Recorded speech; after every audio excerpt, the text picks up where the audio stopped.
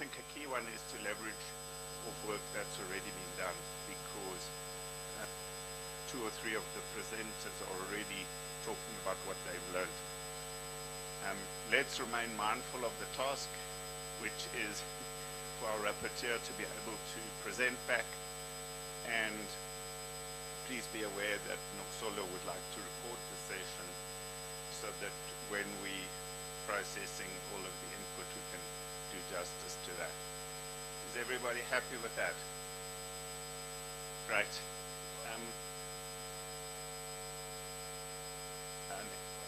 So broadly, okay, that took a bit longer to find our home, but broadly what we're proposing is that each person presents for up to 15 minutes. If you can do it in less, then that's fine. And then we wanted to have a 5-minute session to reflect on key takeaways and maybe where critical clarity might be needed. Okay, we're wanting to do that so that all 4 of the conversations or all 4 of the presentations can be shared. We've put lunch in there. We're proposing 30 minutes, but we may just juggle that depending on, I mean, it may not make sense for us to go and queue with 3 other commissions, so we'll maybe keep an eye on the dining room. We obviously then want to come back and spend at least 30 minutes really collaborating on some of the key things that are coming out. If we can spend more than 30 minutes, we will. And then really leaving some time for the team that sits behind this commission to prepare for tomorrow, because it starts, I think, at 8 o'clock. Does all of that make sense, colleagues? Great. We framed 4 questions to guide us more into the broader collaboration. We're not going to actually share them. They're different to the ones in the program. The program actually had a speaker who isn't actually here. And so we'll flag those up once we've gone through the 4 presentations and had some initial feedback. So I think, Chantal, over to you. Please introduce yourself, give some context to where you come from and what you've done, and then we look forward to sharing. And we've got a timekeeper, so it's going to be strict. Sorry.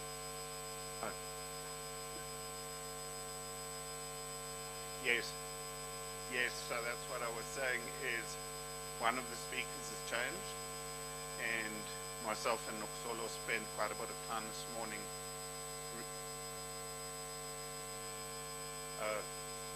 Okay, there's also different versions of the program.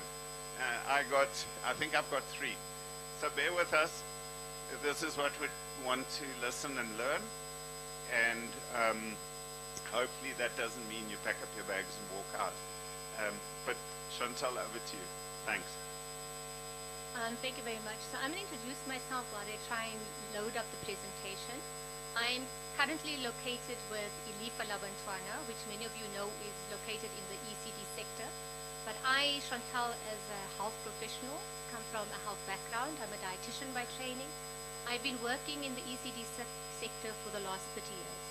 I know this is micronutrients, so let's start there. I do want to say that I put up what my objectives were about my presentation and what I was asked to do when I was invited, and for the constituents that I also represent. I come from an NGO sector. The NGO sector holds and works closely with government, but we also hold government accountable. So some of the things that I'm putting on the table are, I want to ask you to reimagine ECD nutrition. It's not a menu. It is about the fundamental right of all children to have access to nutrition. It's entrenched and enshrined in our constitution, so I'm working from that perspective. It's a social justice issue, and we saw that coming out in the COVID era when the NSNP stopped giving food. It went to the High Court, and then you were forced to start feeding because it is a right of the child. It's a basic nutrition, right? That's first the right. Second, it's tied very closely to education. You can't teach the brain if you don't feed the brain. That's fundamentally. And then secondly, the focus is 0 to 5 years. And nutrition doesn't start when you enter an ECD center. Nutrition actually starts the day you are conceived. And that nutrition is fed by your mother. So we know that 40% of the stunting that we talk about, we use the stunting indicator all the time. 40% of that stunting is because of maternal nutrition. So when we talk ECD, we are talking from conception, the first 1,000 days is that critical window of opportunity. And secondly, the next 1,000 days is what we call infant and young child feeding. And that infant and young child feeding is explicitly defined as breastfeeding, explicitly defined as complementary feeding. From 6 months onwards, you need to now give other foods. And then as your child becomes older, we talk about family foods. And there's one slide that if they don't even find the slide, I just want one slide. It shows you the brain. If the brain is not well structured, meaning the physical brain, physical development, if it is not well structured, it will not be functional. So when you're thinking about learning, you have to also think about the capacity of the brain. I'm not going to rely on my slides because one, when you go teaching in the rural area and the projector doesn't work, then you go back to the flip chart. So I want to tell you, think about your children, think about your family, the diabetics. We could tell who becomes diabetic from age 2 based on how they were fed. We can tell what your children are going to look like developmentally based on the Thrive by 5. The Thrive by 5 showed very nicely those children that were stunted, less developed, less learning capacity. Those children that were not in an ECD center looked worse. Why? Why do children that are not in centers look worse? What's happening in the general population of South Africa as far as food and nutrition goes? Yeah? We can. I just want to, can you go to the brain slide? Generally, as people living in South Africa, give me one indicator of why children who are not attending an early learning program are more stunted, are less developed. That means at age 4, they cannot do this. They can't lift up this hand and lift this foot at the same time because that's got a micronutrient play. Why? Ma'am, can I ask you, what do you think? What about the food and nutrition situation in South Africa? Does everybody have food? No, not everybody has food. Is the food basket affordable? Not at all. Do mothers have education to be able to feed properly? Partially. Do you think you could tell a mom right now what she should feed her child at 2? Can you tell a mother right now what the developmental milestone for 18 months is? No. As a dad, are you interested in nutrition? Yes, I am. Every parent wants the best for their child. It is not the fault of the parents or the caregivers or the citizens that we have one of the highest food insecurity at the moment, in this point in time. We have the fattest children on the African continent and second to Mexico globally. Do you think children eat too much? No, because it's called epigenetics. If you are born into an environment where you don't have enough nutrition, you are going to be compromised. We call that epigenetics. That does not start at age 3. It starts in utero. Do you think mothers can breastfeed? Optimally. When a mother doesn't have a job, doesn't have food at home, can she stay at home to breastfeed? No. That's because we don't have an enabling environment. And based on the price of formula, do you think mothers can buy enough formula, sir? Oh, No, because the child support grant is not enough. It's not enough to cover the cost of good nutrition. That was my presentation. But the big thing I wanted to say, because you are sitting in the ECD sector, is that the ECD sector, and I am now talking as whole of society, not just the NSNP, whole of society has a responsibility to help wherever the ECD budget will be allocated to start serving children. The data is very, very clear. Global data, South African data. If we don't start early, we will never get the milestones that we're looking for, the learning milestones. If we don't start early, we are not going to be able to crack the nut on stunting. Because stunting, if you're too short, also compromises the brain.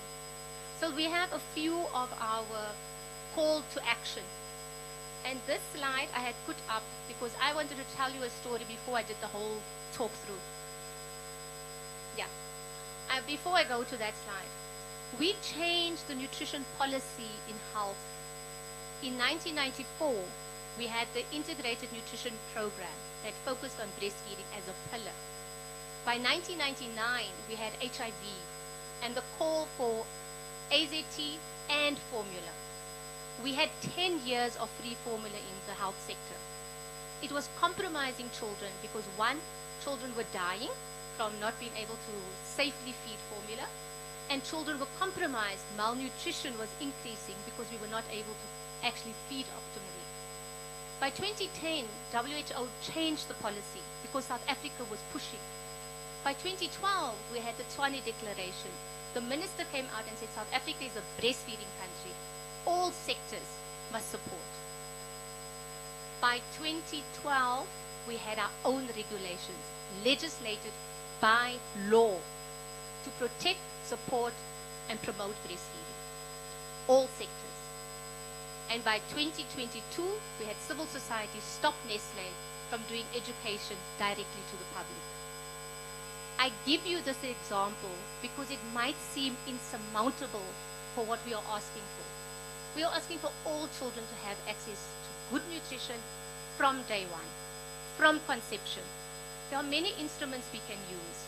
I'm not saying we must only choose one instrument because we heard in the plenary session, we need to think as South Africa, what works for South Africa? What works for Mount Aleph in the Eastern Cape? What works for Khayelitsha in the Western Cape? And what works for Mangaung in Bloemfontein? That's where I am. That's what I'm asking you to think, is be open-minded and just push your brain beyond a menu and beyond a service provider. We need different kind of models. So this slide, can I just ask, when I'm finished, because I know my 15 minutes and I don't want to impact the others, we can go to the call for action. I just want to use this slide to illustrate something. So this slide shows you that maternal weight gain has to increase for the baby to increase. That baby will not be able to grow if the mother is compromised. If the mother doesn't gain enough nutrition, doesn't gain enough weight, we will have small for gestational age, low birth weight, and compromised brain activity. That's a given. That's a physiology. Can't argue with physiology.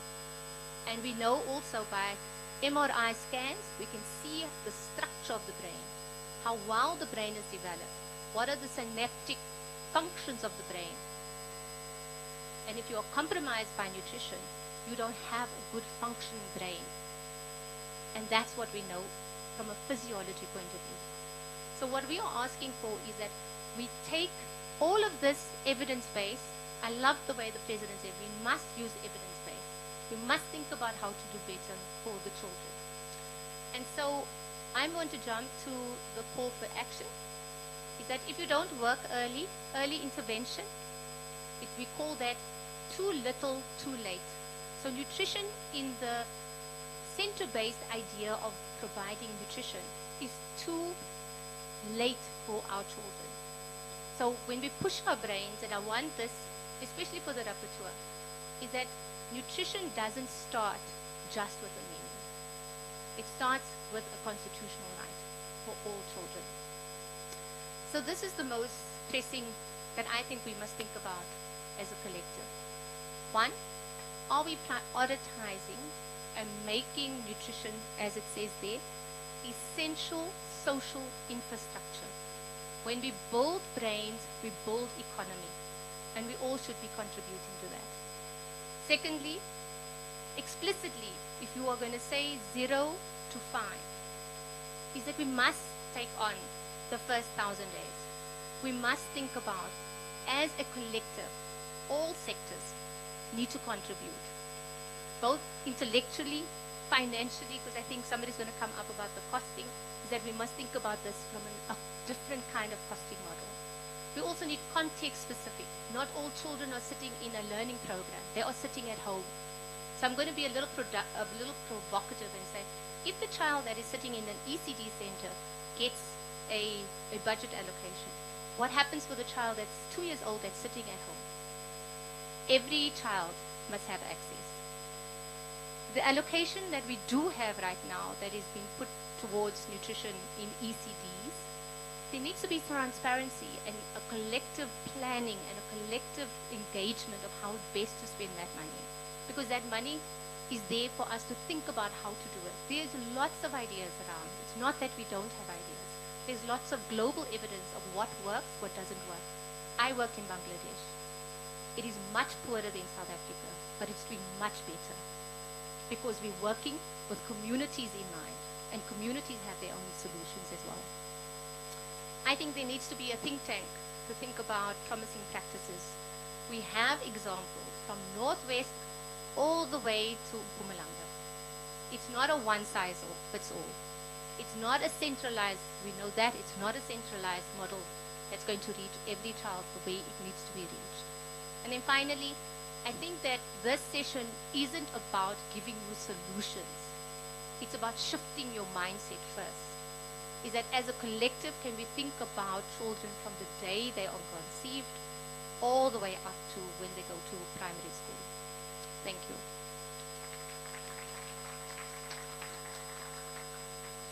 Thanks, Dr. Chantal.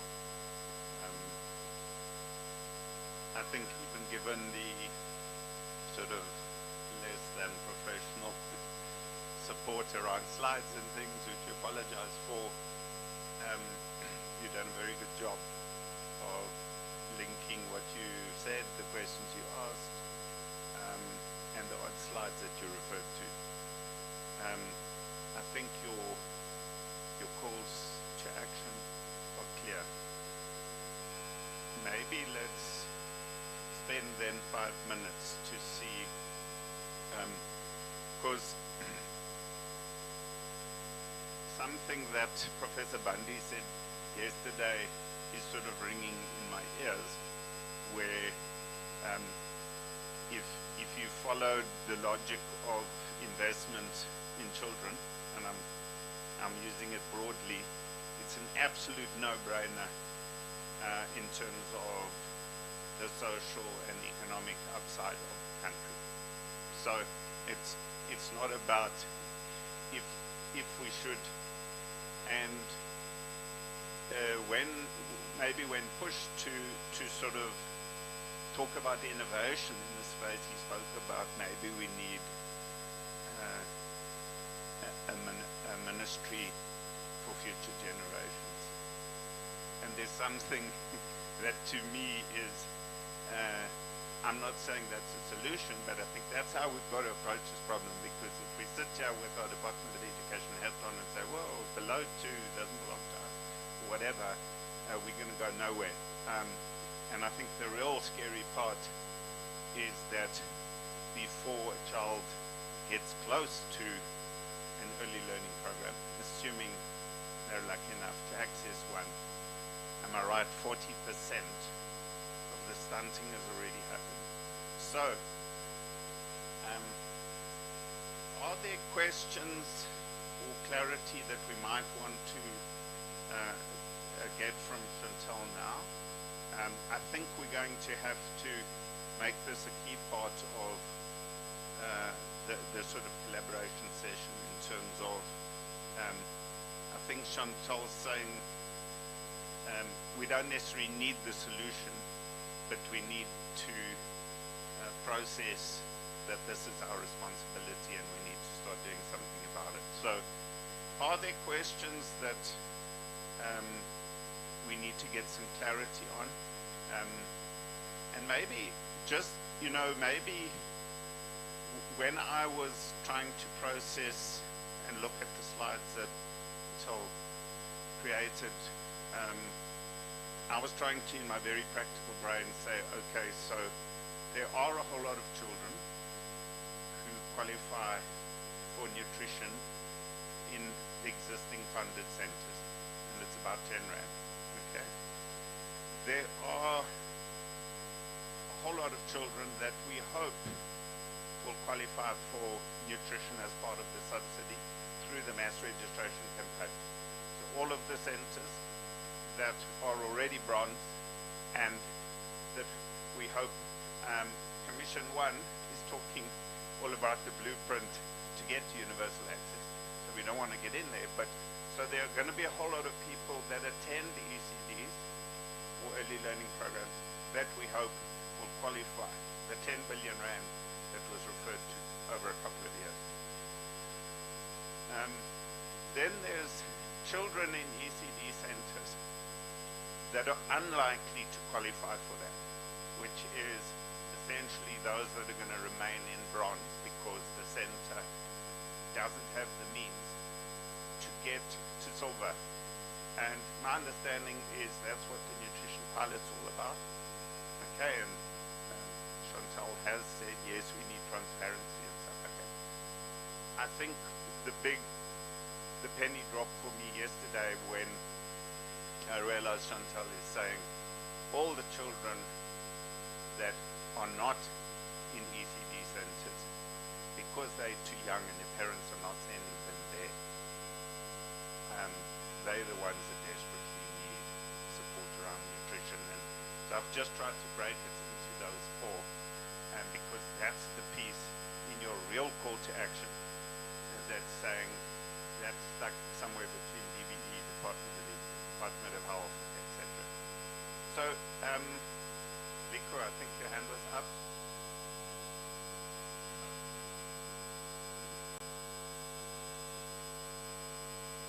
No, it's just a quick one, Gary, just in the interest of time, because I think people like ourselves who are working outside of the NSNP would have assumed that the ECD nutrition would probably be about the plate of food that is placed in front of the child who is at the ECD center.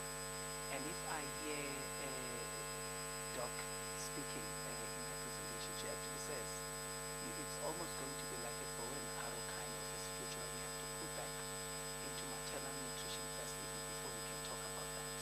So it means then that because it's going to be a new terrain for basic education to be working with maternal anything, we're going to have to find mechanisms of working through that, because we don't engage with mothers who don't yet have children in our institutions. We wait for children to be in our institutions, then we can engage with mothers. But now it's going to work differently. It's going to be a mammoth task for those that work in the nutrition space to then recreate ways of engagement like that, where you are even anticipating the influx of those children into the institution. So if I hear correctly, is that what we're going to be saying at the plenary tomorrow, to say that actually ECD nutrition starts before these children are even born? Thank you so much. Yes, yes, yes. Even if the Commission just says we acknowledge that we should be starting earlier, we don't have the mechanisms right now, but we are willing to explore. It means that you recognize that I am here. Instead of saying, no, we were there in the meeting room, no, we didn't see her, because we just started here from this side. Because that's what you're doing as DBE. You say 0 to 4, but then you say we're starting at 3. Why would we do that? When we have the evidence to start at the beginning, we can find the mechanisms. And health has mechanisms that we can tap into, because every pregnant woman reports to a prenatal clinic. Thank you.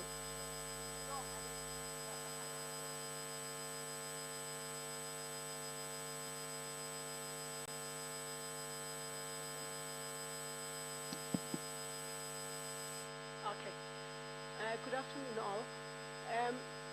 Mine is not a question, but what I would like to say to Chantal on her call to action is that I do agree with Chantal. The nutrition that we're talking about should not only be for children who are accessing the ECDs, because a lot of children are not accessing ECDs simply because they've got disabilities.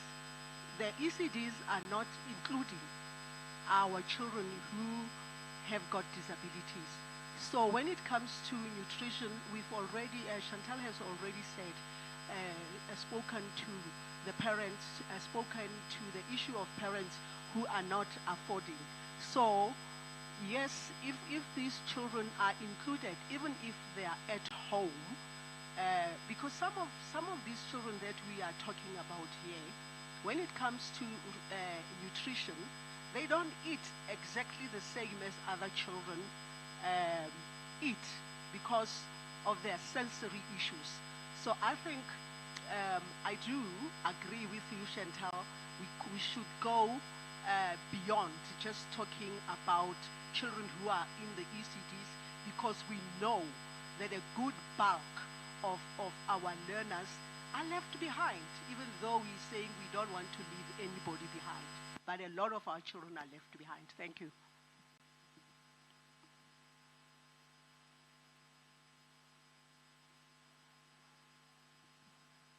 Yeah, good day, everyone. Thank you very much.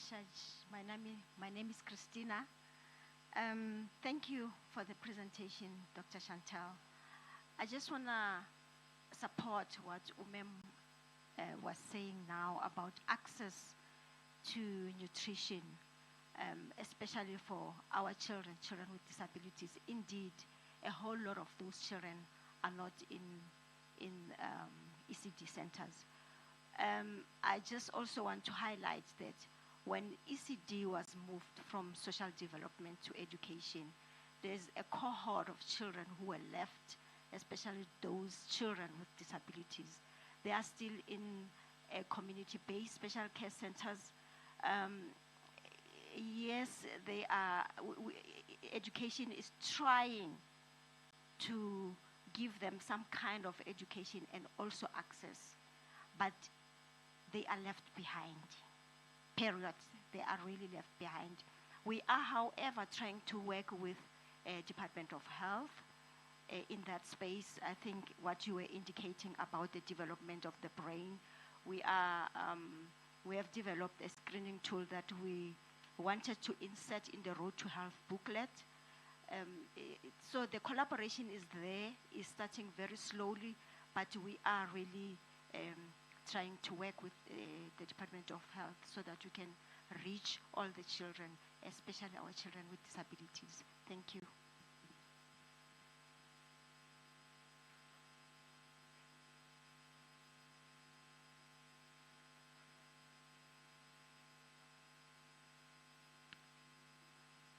Thank you.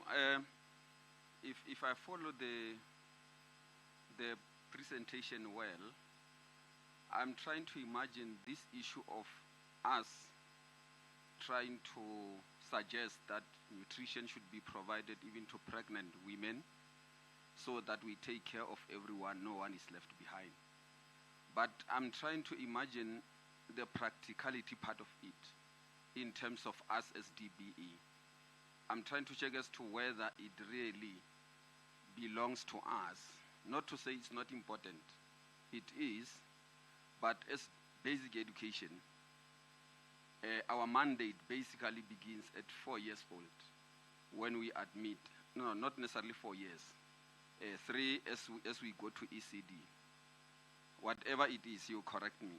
But my worry is, how do we then as DBE take care of provide nutrition to a pregnant woman? Maybe I'm missing a discussion here. So please assist me. Thank you.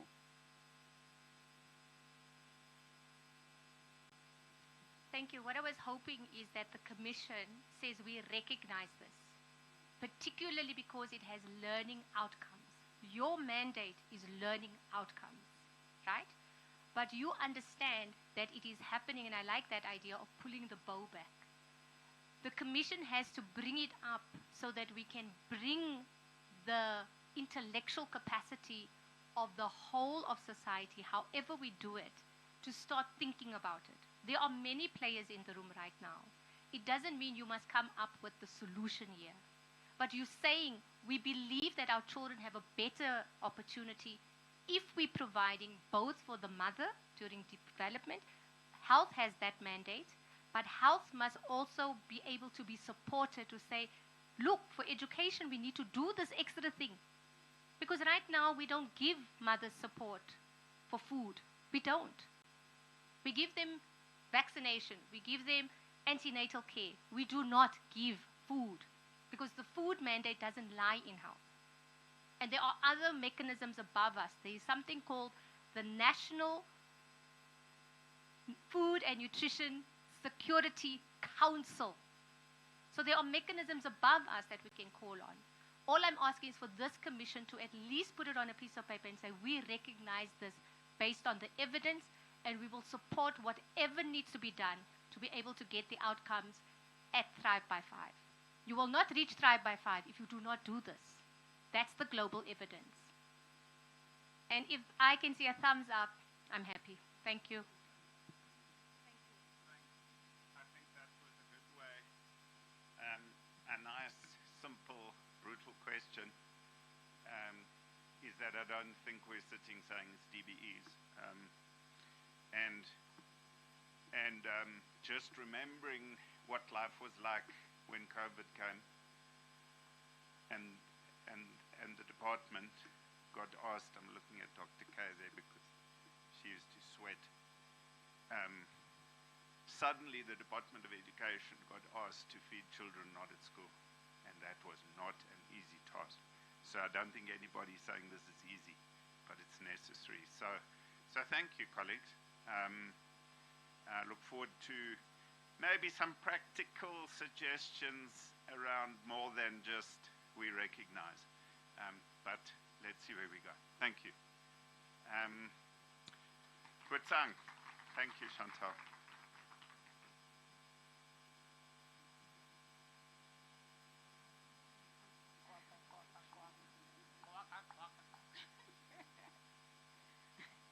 Good afternoon, colleagues. I'm sure you had the instruction. Kwaka, kwaka, kwaka. Karina told me that I'm a person of many words. But today, I'm going to surprise her. I'm Deputy Director, Budget and Finance for NSNP.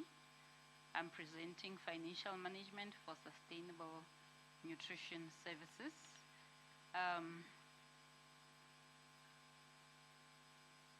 Can we move to the presentation outline and skip it? The purpose of this presentation is to analyze current performance and implementation lessons from NSNP, strengthen NSNP financial management in the centralized and decentralized procurement models. I'll elaborate a bit on that during the presentation. We'll share monitoring findings, practical findings from the NSNP DBE team, and then we'll also identify the current interventions. We'll also review current proposed solutions. Next slide, overview of the conditional grant. This is a conditional grant that is governed by the Division of Revenue Act. And then the grant framework is an attachment of the Division of Revenue Act, which summarizes the policy of the NSNP. These are available online, especially if you check under the National Treasury website. Strategic goal, I think this one has been even elaborated upon by the President, who needs say more. Let us skip. The budget is 10.3 billion. Legislative framework for financial management. We have the PFMA, the Division of Revenue Act, the Conditional Grant Framework, and many others. In terms of the budget, my favorite part, my job, in 2024, we had a budget of 9.8 billion. 2025, we had 10.3 billion. This is a preliminary allocation because I wanted to show you something. The unallocated portion of the budget, this is what remains at DBE when funds are designed by the program. We keep this fund at DBE so that it can address unexpected priorities and unexpected eventualities. It happens that when provinces are looking at their data for the year, they might find that they have had a more than expected increase, and therefore they need supplementation of the budget. So this is the budget that normally addresses that. So every year, 1 year before the year of implementation, the actual financial year, then the DBE will distribute that budget. So that budget will not be distributed according to the equitable share formula or the formula that governs the conditional grant per se, but it will be distributed according to specific priorities. For an example, when we had breakfast, would give a province that is lagging behind in terms of provision of breakfast, would then give them a little bit more. That's an example. Then 2026-27 preliminary allocations. They are still preliminary at this stage because of budget cuts. By now, we should be having the final allocations. Even if you look at my table, it's a little bit confused in terms of formatting because some of the figures were not yet finalized and cut and paste are still going on because of budget cuts. So the year-on-year increase, the CPI, Consumer Price Index adjustment that happens year-on-year by Treasury is normally 5.5%. But due to budget cuts, that last line is showing you that the increase in 2025 was 5.27%, the following year 4.58%, and then 2027 and 2028 it's going lower and lower, below 4%, which is very unfortunate.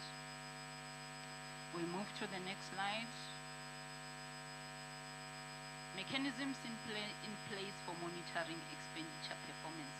There are business plans that are governed in terms of the Conditional Grant Framework and the Division of Revenue Act that are required from each business plan, each province.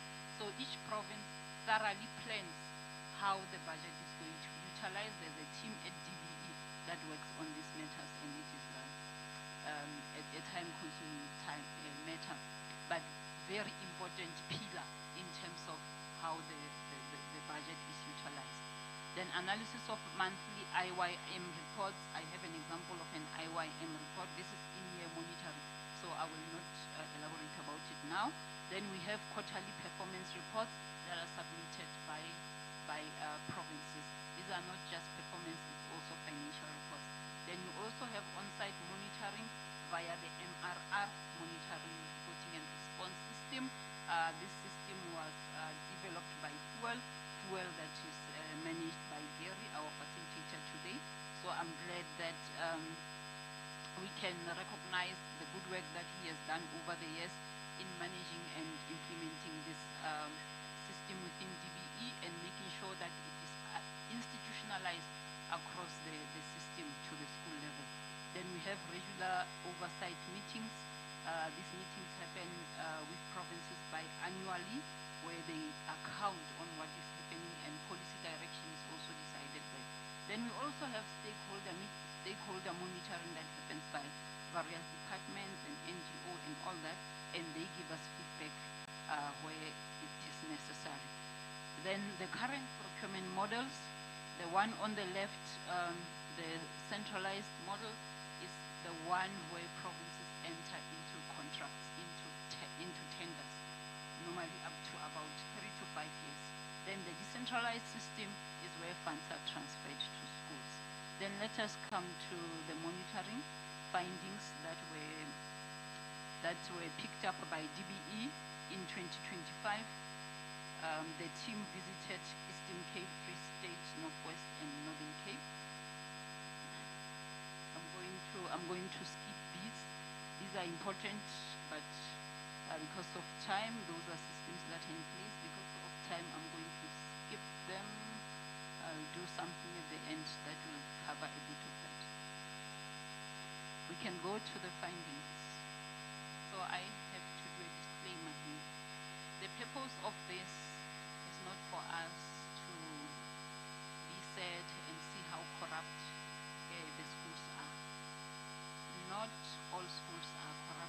actually the majority of them are doing good work.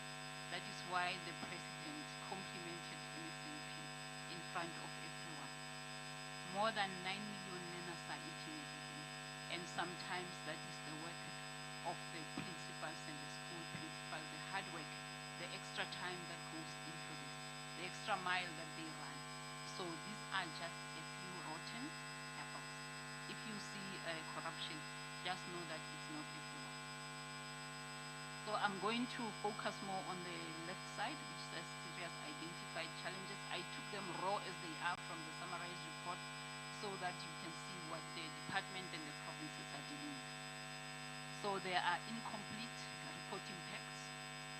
Monthly, the schools are reporting, some of them, they are reporting incomplete packs. Then you have overspending that cannot be explained. So if there's overspending, then you know that feeding will become a challenge for the next month. Then there's confusion between Section 21, those are the norms and standards funds, versus NSNP funds. This is especially where a school has one banking account. So in Northern Cape and Eastern Cape, the schools have two bank accounts. So there is an account for, did I say Northern Cape and Northwest? In Northwest and Free State, Northwest and Free State, they have two bank accounts. But the other two provinces, Eastern Cape and Northern Cape, there's one account. So this is where the confusion happens, that they can't differentiate between which money belongs where. Then non-involvement of the NSNP committee, where the principal runs the show. They don't even know when is the food coming, who's the service provider, they don't know. Anything that the team asks has to wait for the school principal. That is unfortunate, because the school has to be led by the SGB, and NSNP committee has to be involved as a subcommittee of the SGB. Then you have food handlers and service providers that are not paid for 3 months. You can just imagine. The food handler earns barely 2,000 rand, yet they are not paid in some schools. Then you have one invoice that has been paid 5 times. I'm looking at my colleague who picked up this, and I remember how frustrated she was finding this. Then you have 100,000 that is borrowed from NSNP funds for desks. Desks are important. But when you have a desk and you have a hungry learner sitting there, Dr. Chantel will tell you that you are just teaching that desk, not the learner. And then you have the schools that have negative balance of close to 66,000. So if a school buys food for about 5,000 per day, and the negative balance is 66,000, is this school feeding? This is why you find learners just eating pap and potatoes. And they say the Department of Education is feeding children potatoes. I think all stakeholders have to really take responsibility. And here in the decentralized model, the buck stops with the school principals. Let us move to the next line. We are coming to the centralized model, where I said I'll show you the IYM monitoring system. So the IYM monitoring system was developed by Treasury many years ago. This is in-year monitoring that happens on bus. So information comes in there, submitted by the provincial CFOs. It is summarized by our finance section into the template that you see. Our role will then to do that analysis, where we'll highlight the anomalies. For example, when you see that in February there was no spending in Northwest, then you are able to take a phone call, you are able to send an email and say, how come there's no spending while we know that learners are eating every day? However, in the decentralized provinces, the funds have been transferred. So the spending that appears here is actually transfers, is not necessarily the expenditure. The expenditure by the province will be practical and realistic when you look at the centralized provinces, your Gauteng, KZN, Limpopo, Western Cape, for example. That will be the spending, what they have actually paid to the service provider. But in the decentralized, it might be a different story. Challenges in the centralized model: non-feeding due to delayed payments, underspending in year, you might find that they are underspending the whole year, but they tell you that we are feeding learners. However, come end of the financial year, 100%, we have spent everything. So this might be delay in submission of invoices by service providers, delay in terms of processing payments. So you might find that your financial system does not really capture the expenditure according to the rhythm of the program, the monthly bidding. So you look at expenditure, it does not necessarily depict what is happening at ground level. So however, at the end of the financial, you might find a good report because obviously they do not want problems with Auditor General and all that and all that. So then purchase of unauthorized items, that's still a problem in terms of the centralized model. Then you have poor quality and insufficient deliveries, which compromises quantities as well. Spending not in line with business plan, finance stopping payments and or redirecting NSNP funds. This is caused by the budget pressure, where you find provinces are experiencing budget cuts, and come January, towards the end of the financial year, there is not enough in terms of cash flow. So in terms of the system, there is money, but there is no cash to pay your service providers. So this causes challenges where the service providers are not paid, and therefore you might find a time where the DBE has transferred funds to the province, but the province does not have the actual cash to pay the service provider. This is a crisis, and it is caused by the current environment where we are having budget cuts. Then payment for food not delivered, and then you find that the service providers are not penalized. In this case, the service provider is guilty, but they are not penalized for not delivering the spinach. However, they will submit an invoice that reflects everything having been paid. What is DBE doing about this? Let's move to the last slide. DBE is looking at modernization of the NSNP procurement models. I think this was on the media, where the withdrawal of the tender, the centralized tender that was proposed last year, and the DBE is continuing to work on this initiative. I'm glad that my boss is looking at me intently because she will be able to elaborate. The DBE is continuing to work on this. Protection of the NSNP budget during budget pressure. So what we do, we go to HEADCOM subcommittee on finance, CFOs are attending and we show them, reports like what you saw, learners are eating every day. However, service providers are not paid. Why? We try to appeal to conscience as well. Can you please prioritize food above books? Because those learners cannot learn without. We try to do such things and speak directly to CFOs and request that we prioritize even though there's budget pressure, because this conditional grant is transferred quarterly. However, the budget pressure might limit cash availability. And then we talk about monitoring effectiveness. Gary does a lot here in this area, working with our monitors in each province. Then we have financial reporting that should be linked with outputs. This is the work that we are currently doing to improve our reporting templates and give feedback to provinces during those biannual meetings. Then incorporating NSNP financial management into SASMs is a big one, because most of our systems that I talked about are still paper-based, and this is it leaves room for error, human error. Therefore, we are looking to systematize most of this. Because we have SASMs, this is an opportunity. A module has already been developed by Free State and some of my colleagues. They are working to especially incorporate the decentralized model into SASMs so that each school can capture their expenditure month by month, and no one has to submit their reporting pack. Rather, it can be picked out from the system. Then withholding of NSNP funds for non-compliance. when I wrote this down on my presentation, my colleague says, when last did we vote? I said, yes, we didn't. Because sometimes the friendship between DBE and provinces becomes too close. And well, the conscience matter also that they tell us, finance people, that when you penalize,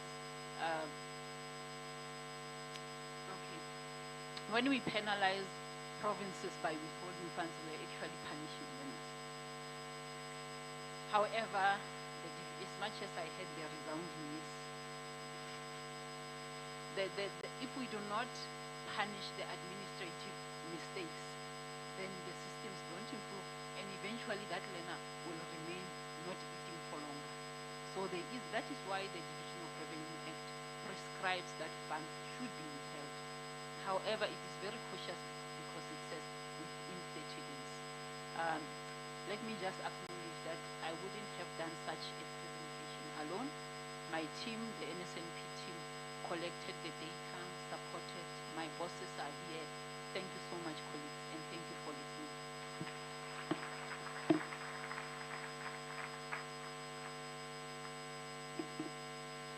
Thank you, Kutsang. I think one can see that there's a lot of learnings and a lot of experience. DBE has owned this program for 21 years. Before that, Department of Health. And always striving to close the loopholes. I mean, government essentially has two ways of procuring, and those are they. So we've got to tighten them and make them work as best we can.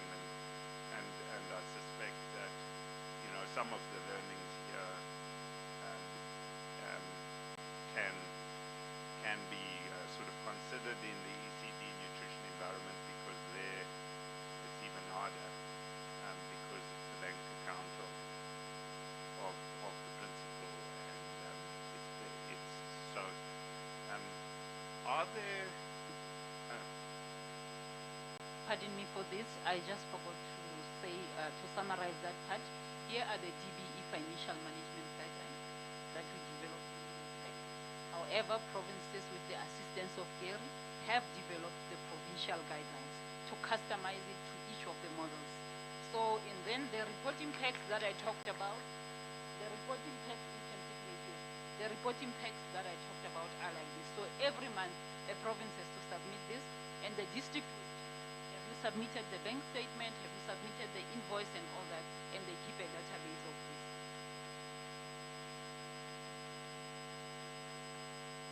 I think just latching on to one of the things Kutsang mentioned there is SA SAMS. I think that is a huge opportunity for the NSNP.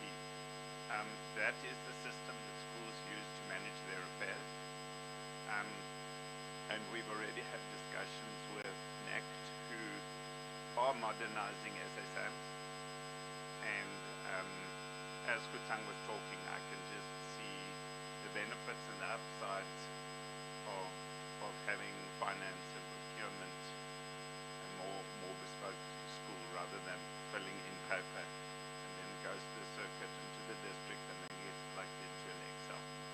So I think that, I don't know where Noxolo is, I think modernizing SA SAMS, I actually bumped into from NECT, Chalo, to say that the NSNP module, we really need to try and push that and integrate it into the modernized SA SAMS. Are there any questions, Mr. Mtida?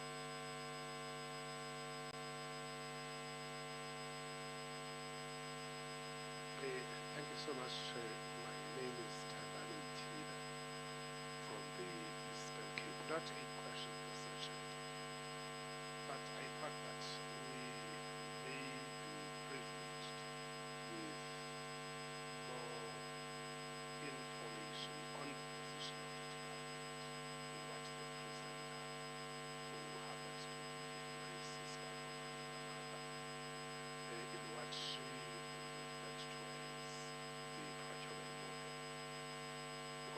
understand that the procurement model and what the provinces would decide to do, and also the management of schools' account, because that for me is also very important. It's not something that should be left for provinces to choose which way to go. It has got to be standardized, it has got to be regulated. It can't be that a province must decide which way to go. Somewhere in South African schools and matter should or must be regulated. And so the two, management of schools' account on these issues and also the procurement model for me are very much related. So all I'm asking for is whether there is now more information on the direction that the department wants to take on the procurement issues. Thank you so much.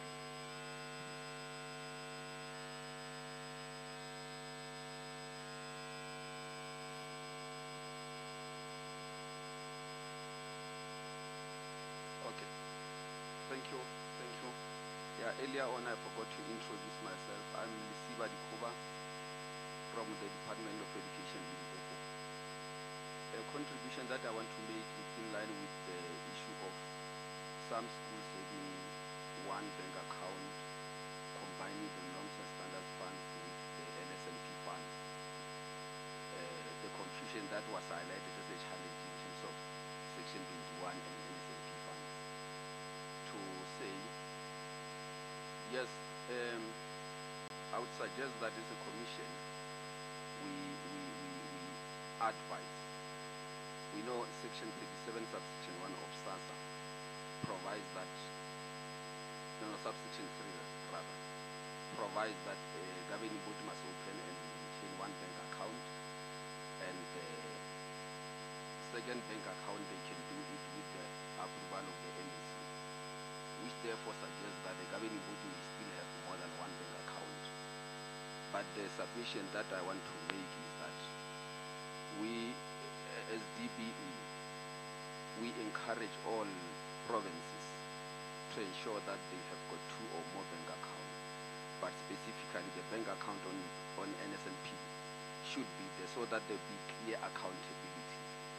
So that's my submission, to say we make sure that they have two or more bank accounts. NSNP funds separately, accountability be clear. Thank you very much.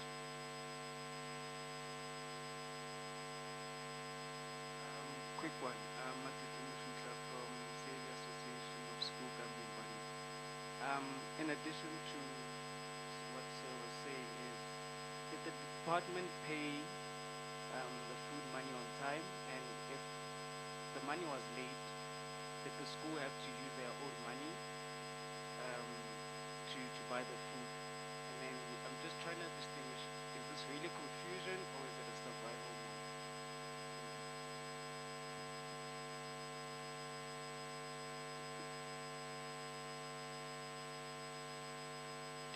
Thank you so much. Itumeleng Motlabane from Equal Education. I just wanted to have a question around the corruption that we see on NSNP. One, while it is rotten apples and we agree that the system is growing, it is actually efficient, but what we know about corruption is that if it starts somewhere, it's likely going to spread. And therefore, I want to ask, what are the interventions that are being put to make sure that we're curbing the kind of corruption that we're seeing in our schools? But the second thing is last year we had the election of SGBs, and I've noted that in their inductions there isn't sufficient training around how to handle issues of NSNP. And I think that is one avenue that's been opening up schools to corruption, because SGBs aren't fully trained on how to hold principals accountable. And then the last thing is this idea of holding accountable the implementing agents and contractors that are providing NSNP. And I know that you've said that learners get meals and these contractors aren't paid, but what we're observing as Equal Education on the ground is that learners do go weeks without getting their meals. And in the end, these contractors get the money, even for the weeks that learners didn't have food in schools. And so what we're dealing with currently in schools is that there's a lot of demands for voluntary contributions so that they can reinstate NSNP programs, or when schools reopen, NSNP programs don't open at the same time. And I think that's one of the issues that need deep oversight in terms of what are learners eating on the ground and getting from the contractors, and what the contractors are demanding for payment. And so I was glad to see that there's inter-district and inter-provincial meetings, and I do think that that is space to also monitor what's happening on the ground. And lastly, I do think as part of the stakeholders, Equal Education and Equal Education Law Center, other stakeholders that are constantly on the ground doing the monitoring for NSNP can bring useful information. So Ms. Cengenat, of course.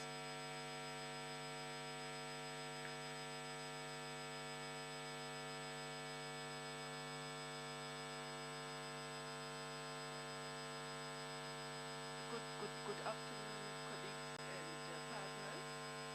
Neo CBD MSNP. I just wanted us not to leave this room having been misled around the second bank account in school, because this is something that we have actually done before here in terms of making sure that we safeguard the NSNP fund. But we soon realized that the SASSA actually advocates for one bank account, or rather it has developed the policy around one bank account.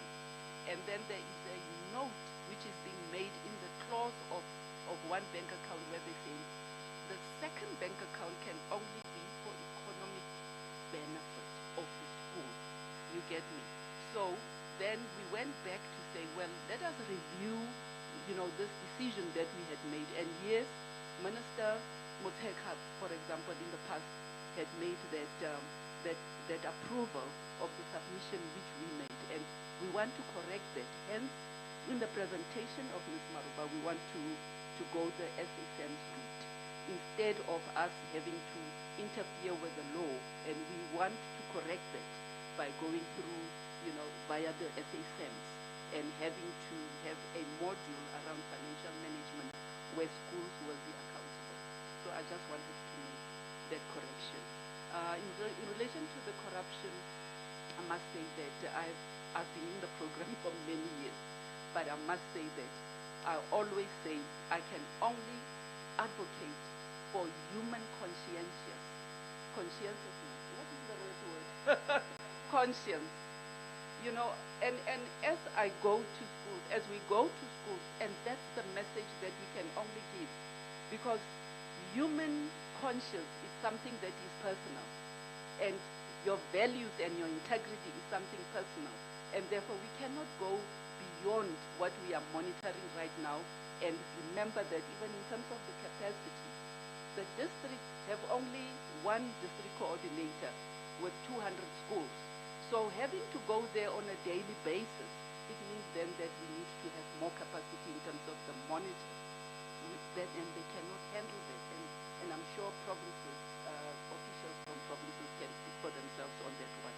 But I must say that it is something that is really saddening, because when you think about it, you think, and that's always the message that I give, to say you are actually taking away food from a child who comes from a mukuku. What is mukuku again? A shack. Yes, and that's the picture I always want to give to whoever it is, that we get into contact with. Yeah, but thank you very much, colleagues. So thank you. Now, I think now covered the second bank account, and it sounds like we're going to try and find another route of having a Chinese wall between the two funds. Okay. These were, the person from Equal Education, it was my fault, I rushed Hutsang, because she was talking about, if there isn't accountability in the system, then the rotten apples will continue to do what they can. So, as Khutsang said, disciplinary action against principals.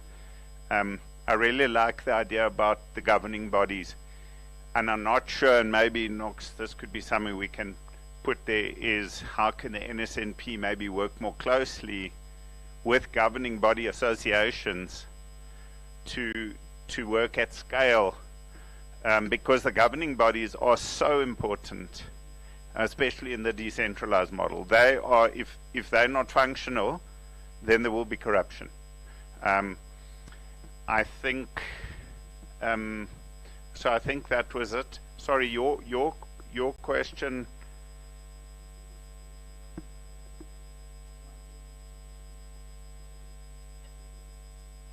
Okay, so if money gets to a school late,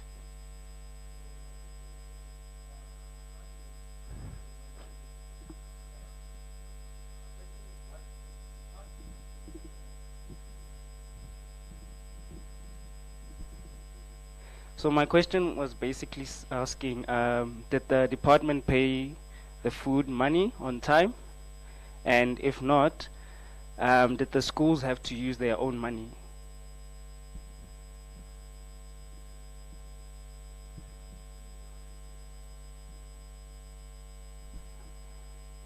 Well, the transfers that go to provinces are regulated. If anyone in the chain disturbs that chain and the transfers don't go, then your job is on the line. They are regulated, they are published by the National Treasury. So DBE makes it a point that funds go to provinces on time. The provinces, in the same way, they also have payment schedule. They have to transfer to schools. But in the province, I think then we have a longer chain, because it's DBE, then it's provincial treasury, then it's the province, then it's the school. So we have a delay at provincial level, but at DBE the funds always go on time. So this is where there can be borrowing between the schools. But you see, the monitoring that I showed you was about 30 schools. From the 30 schools that were monitored, the funds were borrowed from NSNP, not from Section 21. Funds are borrowed from NSNP to pay Section 21. That's where we had an example of NSNP funds have been used to buy desks. And we are saying that is not right. That is incorrect.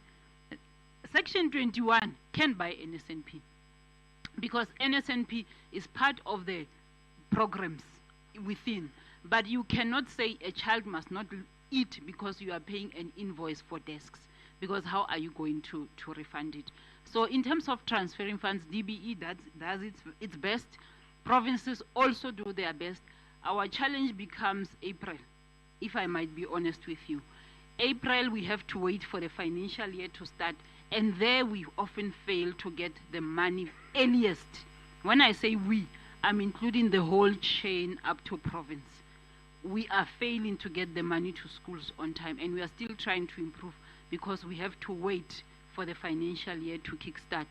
My boss did not talk about the procurement model that was asked by my brother from another man. But I see that he's gone for lunch. Do you want to? Because Mr. Mtida's not here. Okay. So I think, thank you, Khutsang. I mean, I think what some of the decentralized provinces are also doing is they've started anticipating this challenge in April and started trying to find ways to have cash flow available so that if the transfers are slightly late in April, that schools can at least have money. So colleagues, those were two really good discussions, sharing and information. I think we should go for lunch.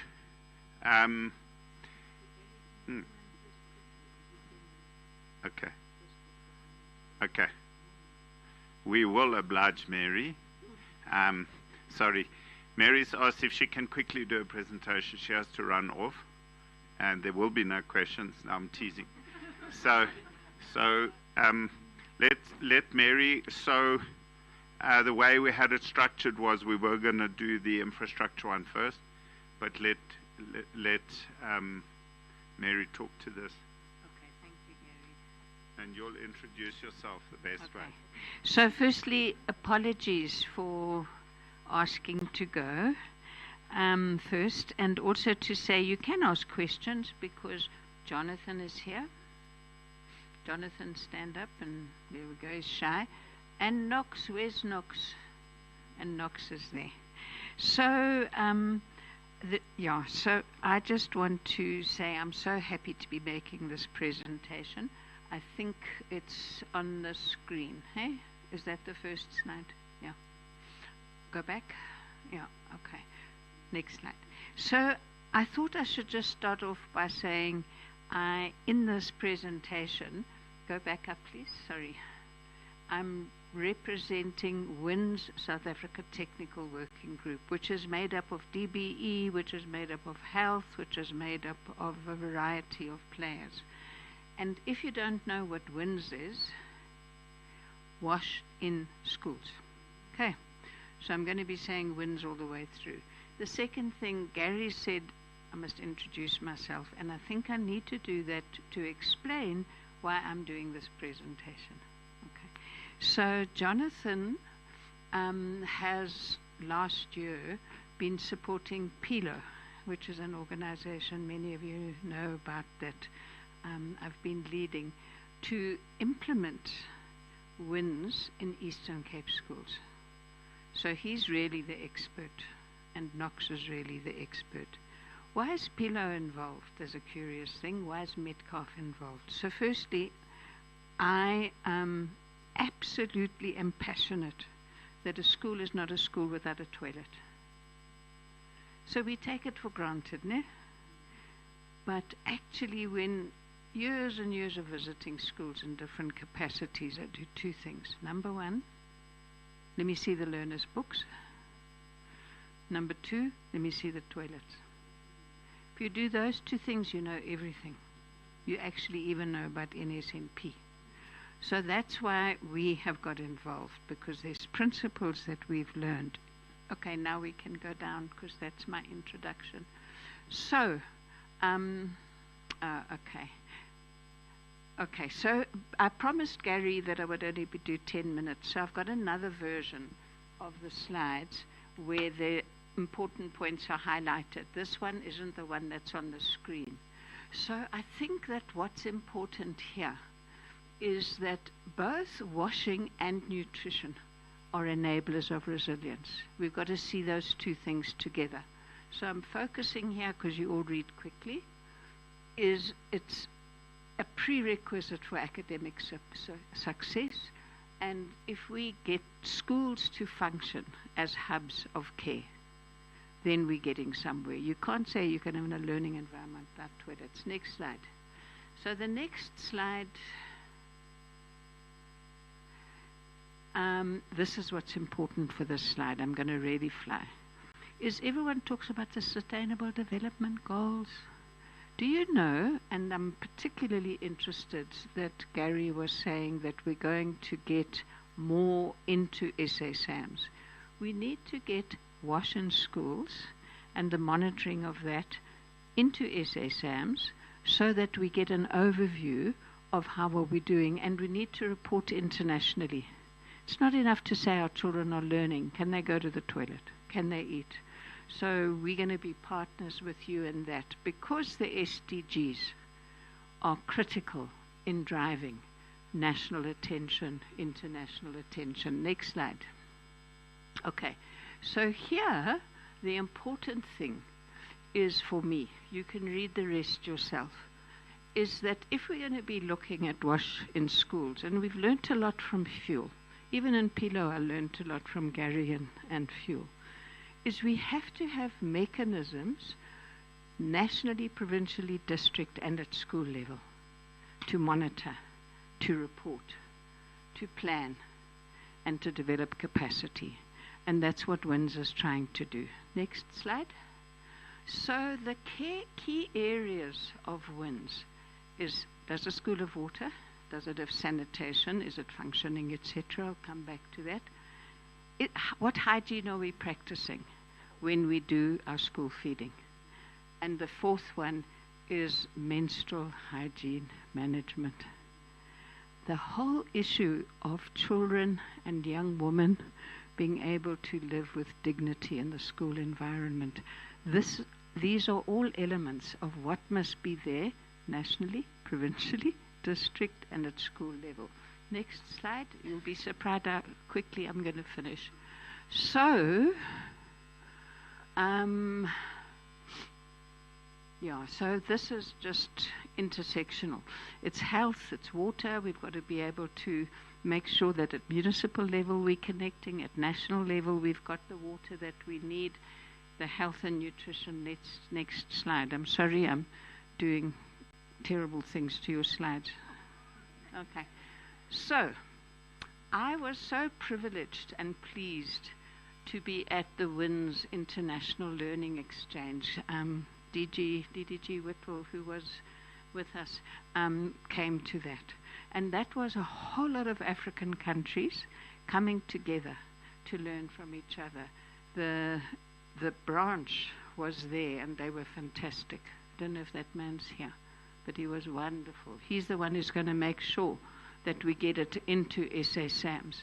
So that, I think, was a very important event. There's a plan of action for Africa. It was you. I saw you. Yeah. And then we feed into any opportunity we have to say care and support includes dignified toilets. Next one. Oh, there's another one. Go up again. No, I don't know. Did you use your one, not my one? Yeah, it doesn't matter. The missing slide is to say that there is already a framework that's been published by the department on wash in schools. And that wash in schools framework, we'll find a way of distributing it to you, includes, and I'm going to pick up Gary's work again, because it includes what we learnt from fuel. But it's not just what I learned from fuel, it's work that's been done in the Philippines before they even heard of fuel. And they call it the 3-star approach. There's a list of criteria, and those criteria a school self-evaluates. Were all the toilets checked? Did all of the learners wash their hands before the meal? So it's simple and clear. It's a self-evaluation. So the school submits its self-evaluation to the district.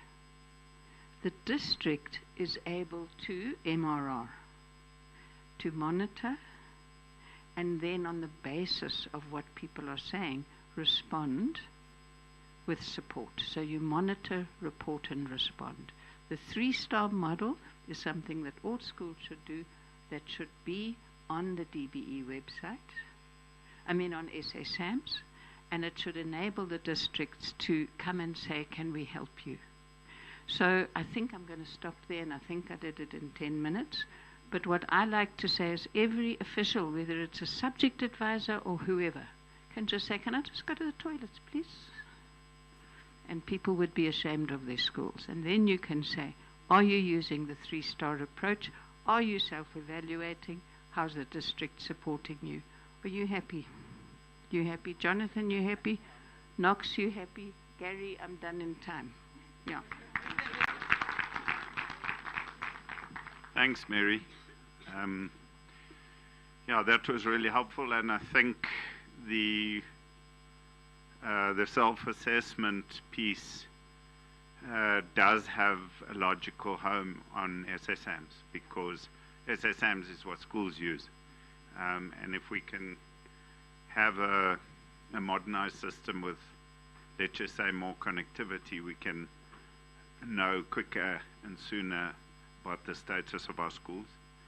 I'm scared to say that while you were talking, I was wondering, and I'm also looking at Mavis here, like, whether there aren't one or two questions we can put into our nutrition education, health and safety section of our monitoring tools that slowly start asking questions around schools taking ownership of these things. We know how often people, when you're building monitoring tools and you mention the toilet, they say, no, we don't want to visit the toilet. So I think Mary's saying we all have to, and we have to. Are there, I'm just aware that the lunch closes in 20 minutes. Can we break for lunch? Even though Mary's not here, Jonathan's here, and Knox is here, I'm sure as a rapporteur she'll do justice to this. Is half an hour enough? Can we come back, let's say 2:45. Thank you. Thank you. Tough start, but yeah, it was a bit of it. Yeah.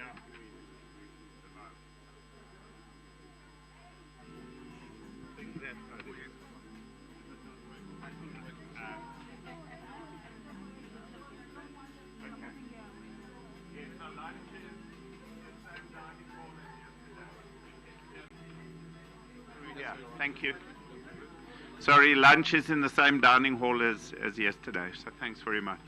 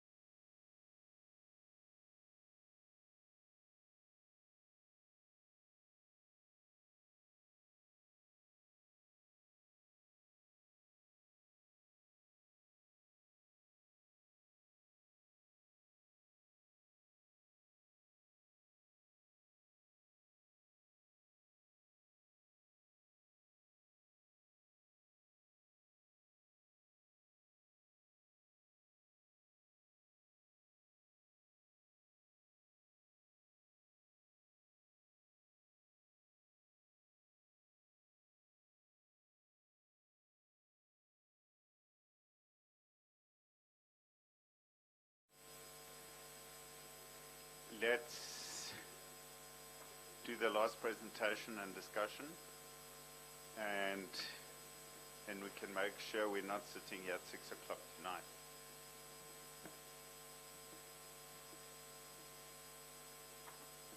I know there's a couple of people missing. By the way, the attendance register, do we know where it is? It was an A3 document sitting here. Oh, it's at the back. So colleagues, let's all make sure that we sign that. I think it's very important. Hello?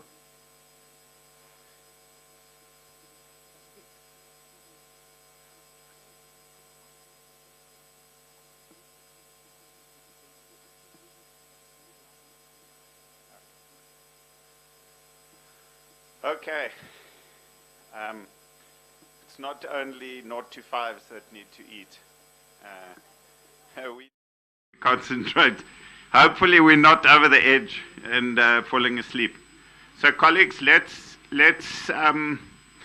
put our heads down, I think, for the next hour. We'll go through this presentation and then we'll just reflect on sort of the key things we want to take into tomorrow. I'm going to hand over to Kifilwe from Tiger Brands, and you can introduce yourself in whatever context, Kifilwe, and the clock starts now.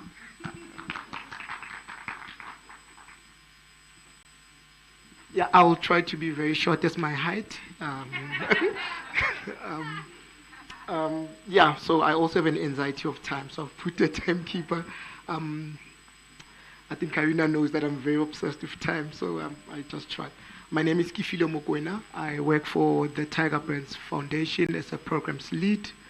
Contrary to how I look, extremely young, but I've been in development for 19 years and 10 years with the Tiger Brands Foundation. So yeah, I was given an opportunity to present on behalf of the organization that I work for, and really it's exciting for us just to share the knowledge. So how we looked at this presentation, colleagues, was mainly more on what we have done and what we're doing, and really, so that when the commission sits and, collates all the information, maybe 1 or 2 practices could be, included, depending on what, of course, the commission decides on. Can I go to the next slide? I'll just cover a few things, mainly I think 3 topics there, the Tiger Brands Foundation. I'll not go deeper into it because of time, the low cost of preparation, and what I'm really, I think I would say was employed for good for is infrastructure support for the Tiger Brands Foundation. And that I'll also cover and conclusion. Next slide. We can move to the next slide. Basically, the Tiger Brands Foundation is an organization that is on Section 18A.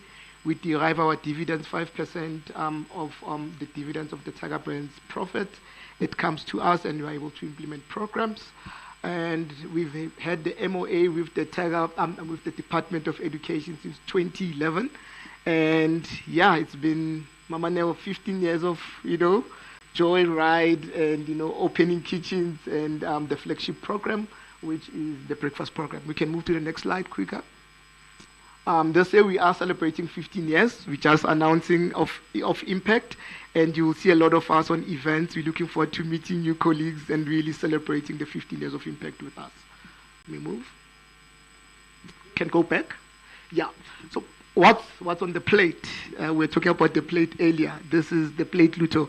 What is on our plate is M&E and framework. So we use what you call the NEP, the National Nutrition Enhancement Platform, where even as DPE, particularly the NSNP department, does have the opportunity, if they want to look at the schools that we provide the breakfast on it's on time, real time when they are reporting if kids have eaten breakfast and lunch.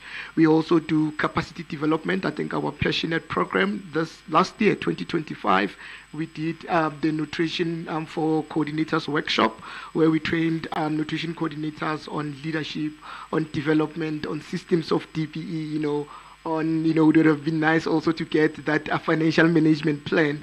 It's something that I was thinking about that would want to include, because they essentially are the people that are driving the program in schools and could be the ones that remind the principal or whoever is the principal in terms of the NSNP in schools. We also do thought leadership, where we usually invite what we call the principals conference, where again we train principals on the program, NSNP, on leadership, conflict resolution, and really just finding solution. And the biggest one, which we are actually, the second biggest that we're actually invited in, is infrastructural support. I was just looking at it. I've been in charge for it since 2019. Of course, there have been programs before me, but since 2019, we've opened 13 new schools, kitchens. We've revamped 23 new kitchens. And I think that for me is one of the babies that makes me proud, that we've done that, and we'll share how we do it. And then the last one is, of course, our biggest baby, which is the in-school breakfast program. That is our flagship. The whole idea is to showcase quality breakfast in schools. So learners are provided with a proper breakfast, Gary, which is your instant breakfast, which is your mabele. We also do your trying to find a word, I don't know now, your oats, because we're very specific when it comes to naming. We also do your oats, and we also do your mabele. So that's where kids eat on a day-to-day basis. We may move. You can move again, sir. Yeah. So this year, as we're celebrating our 15th, we have provided 153 million breakfasts since our inception. We are currently at 67 schools. We will be, I think, and by end of this term, we should be at about 70, 71, because we have to constantly assess in between what is the performance of the schools. As I've already said, we're touching learners just about 53,000 daily. So on daily basis, all the learners eat that are in our program. And then we've renovated 66 kitchens all in all, and revamped 23, as I did say. We've got a very beautiful program called the CETA Food Handlers Training, accredited level 3, where we train the food handlers who are at the school. And they get accreditation. They are trained on hygiene, entrepreneurship, and food safety. You may move, sir. Let's move quicker. Low-cost feeding preparation. You can move to the next slide. Yeah, so, what we do, this is our theory of change, colleagues. Basically, our belief is very simple. Before you start everything, the main people that you have to empower are the parents. The parents need to be informed of the program, because you cannot go to a community and assume that the community wants a breakfast. They may reject the program and say, we don't want this program. So we have to have a level of engagement with communities. That is the first thing. And usually you'll get a lot of expertise in that. They will be the one that are also driving the narrative, including encouraging the learners. That is the first thing. And then we look at how do we then break the cycle. So, with the theory of change, you start from the ground, you go up. And here we look at, the life outcomes, and we replace it with, the virtuous cycle. So once the parent have agreed, now you look at the life outcomes. That will eventually improve the health and the finance and the happiness. So parents would know that I don't need to buy breakfast.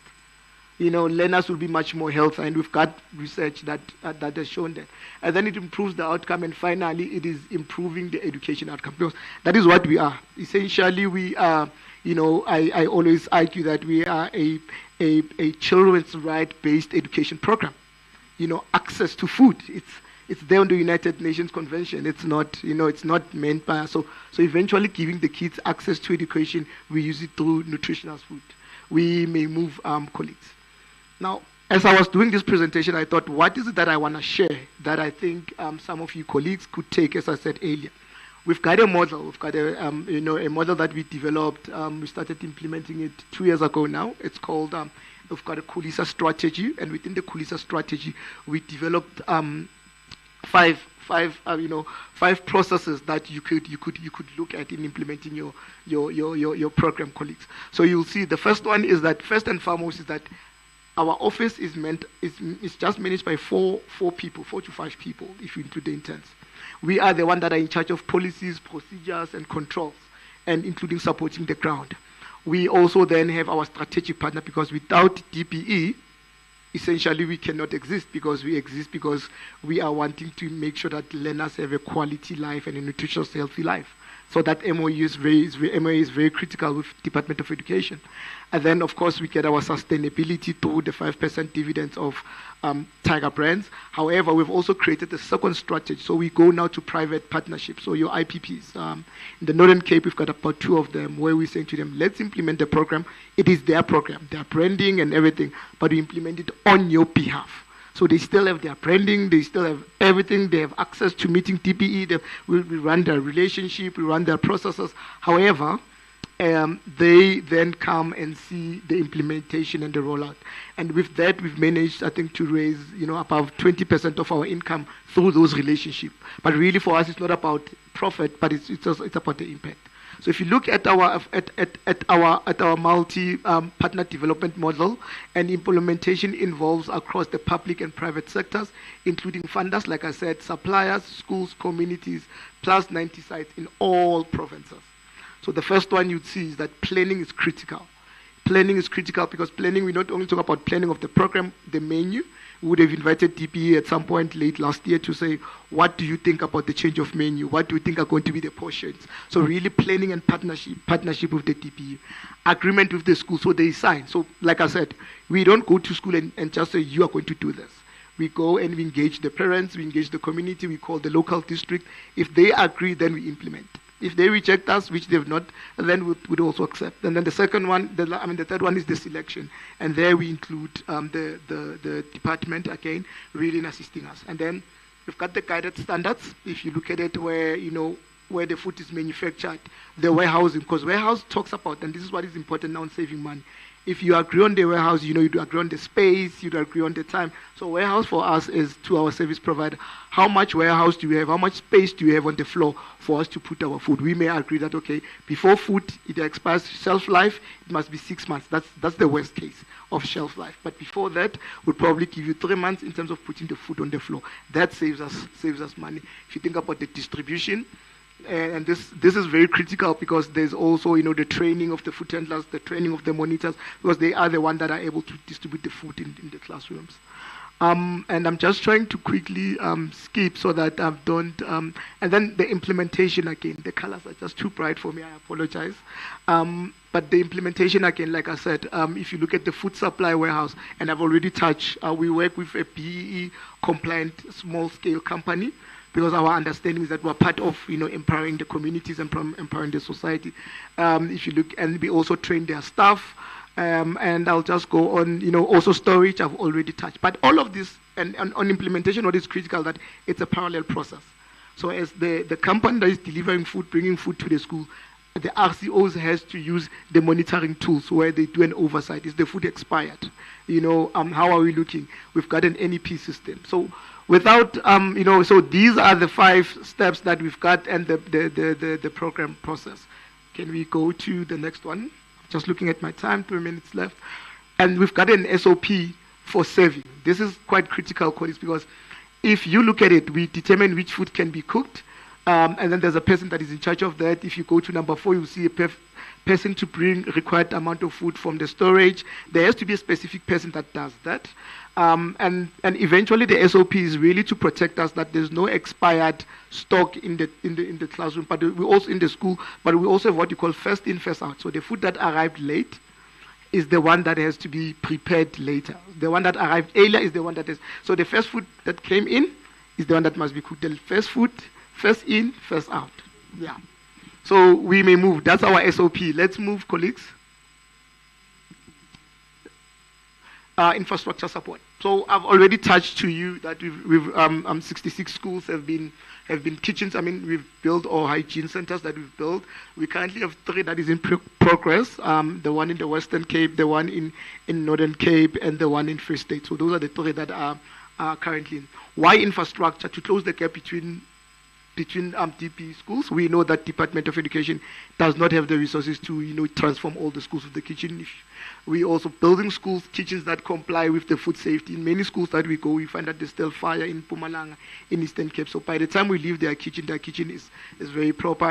It's gas, a compliant kitchen with all the COC certificates of compliance, gas and electricity. Food handlers preparing in a clean and a comparable environment, the stove size, the pots, and all of that. Doing away with firewood, as I've explained, and most important, enhance quality of meals. We may move quickly. This is the process that we've developed. Usually, before we build the kitchen, we would sit as a team and we'll go through this.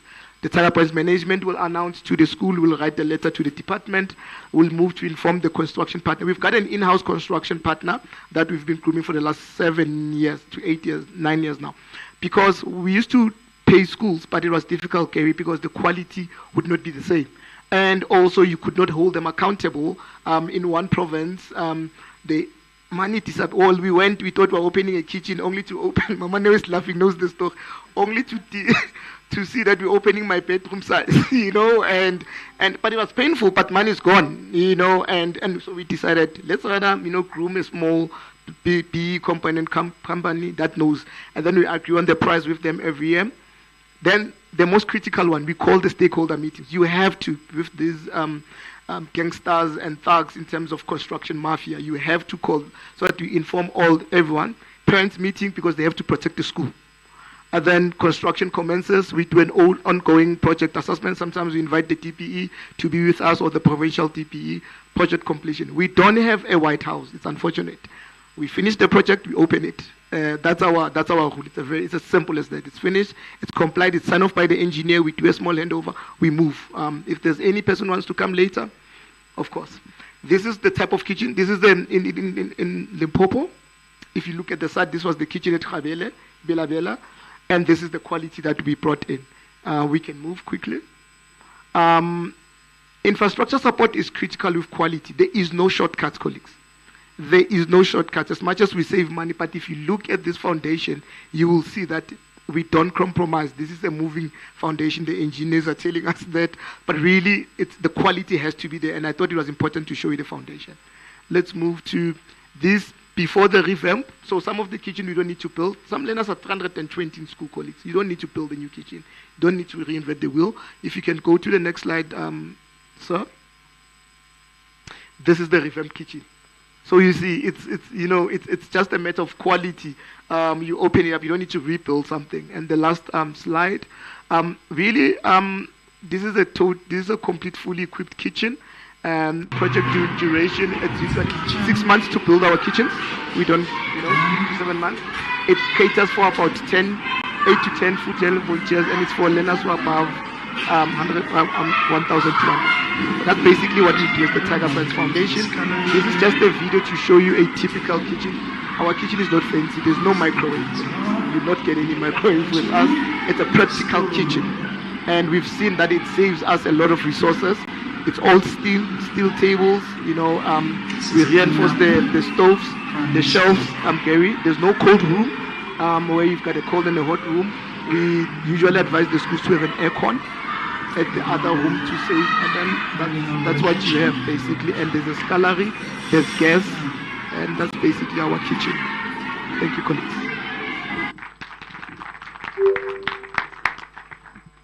Thank you, Kefilwe. Colleagues, you can see how proud he is of the changes he's made in those schools. And you can picture children eating with a lot more dignity, and even food handlers enjoying their work environment more. If you had to, Kefilwe, maybe think about how this could be scaled outside of the dividends from Tiger Brands type of thing.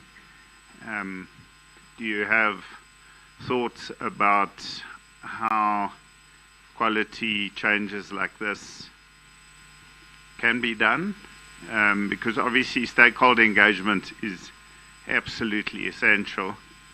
I never actually thought about engaging parents about stuff like that, but important. Do you, do you have thoughts around, obviously when you started they were quite expensive, you've kind of got the minimum viable product, would you say, for different schools in terms of like an aircon, not a cold room, things like that? How would you reflect on that if there wasn't money? Thanks again. Yeah, Gary asking me a question of professors to respond. I think really for us from the experience, about 4 or 5 years ago, we had the Department of Gauteng coming to consult with us, and I was specifically wanting to ask about our specs, how we do this. I think the first thing is we need to decide, and that's how we decided, what is our reality in terms of the type of kitchen we want. And many of my colleagues in the NSNP have been calling their names. They know we'd have people, we go to a community and they say they also want a dining hall. They want a kitchen, and we said, and the other school in the Free State, a very good school by the way, very excellent, with a principal who's visionary. She said if it does not have a cold room, she can't take it. And you have to explain that the cold room is 150,000 alone. We don't have that. So I think for me the first is the reality that we need to deal with in terms of infrastructure backlog. And for us, our reality is that we can only build this type of kitchen that is practical, that is serving the learners. We can't build a dining hall. I think that's because the resource management thing. That's the first thing that I think for us is quite important. The second thing is that it's Mama Neo spoke about conscious, and it has to do with internal. Some of the problems that we faced when we tried to scale this back to the community, service providers wanted to be multimillionaires immediately. We can't, and so we get to this discussion. We're very clear. We can't make you a millionaire. So if you are not for this for the long run, there's nothing that we can really do. We can only spend a certain amount in really giving a quality. One of the things that we pride ourselves is that there's a certificate of an engineer, and thanks God for now I've not had any kitchen that has collapsed, So really it does speak about taking care of the quality. But I think there has to be a change of thought around it. This is not a project that you get an easily 2 million, 4 million from it. We have to accept, and maybe we need to build capacity. We need to, in enrolling what you're saying, perhaps train other organizations and be the implementers themselves, or small scale entrepreneurs who must accept that you can't be a millionaire on this first program. Maybe you build up, and like we've done with our organization, that is our partner.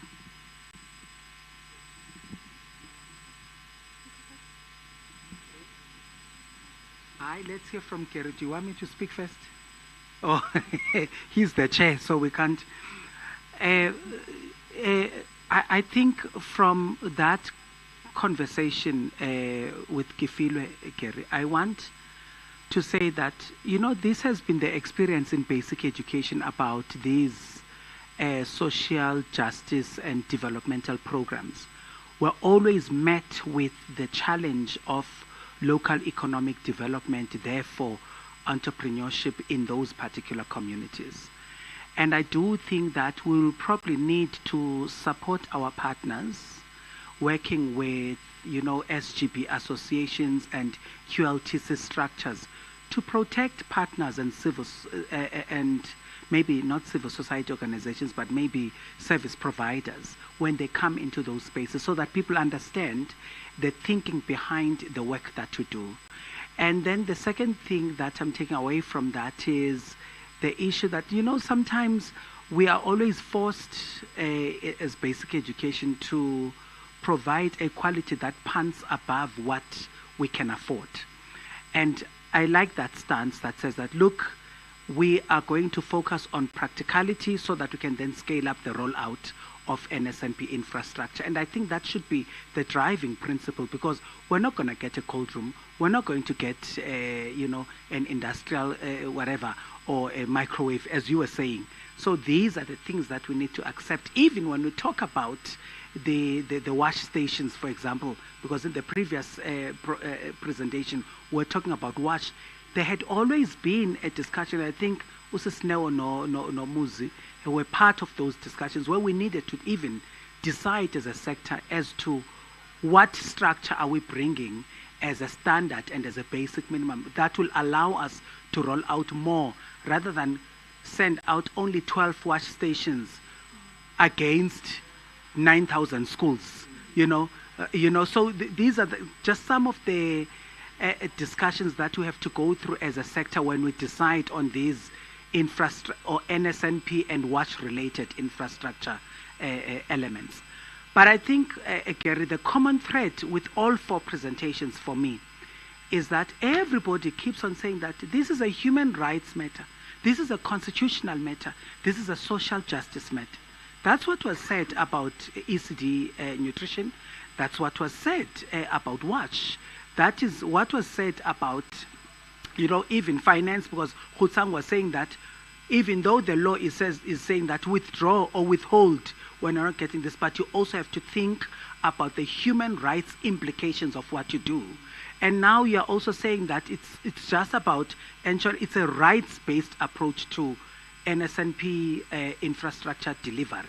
And I think that that's a common thread that runs through it, and it's opening up our eyes so that we understand that the program that we're delivering is not just food, it's not just infrastructure, it's not just water, but it is really about ensuring that the constitution of this country is living.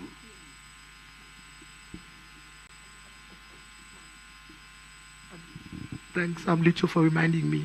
So when it comes to employment, Gary, our builders are local-based. We bring only an expert. So we make sure when it comes to material that we buy 90%. So if you look at our kitchen, they usually 99% we get the bricks from the local community or close by. So no brick will come from Joburg to Northwest.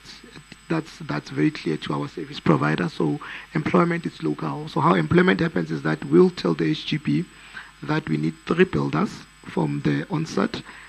2, of course, it's our expert, our engineers. They'll have to come because they have to do that. But the local, so we don't bring a builder from Muletsane or it's from Northwest. It has to be Northwest.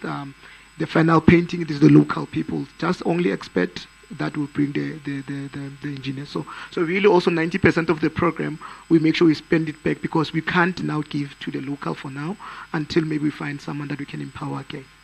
Yeah.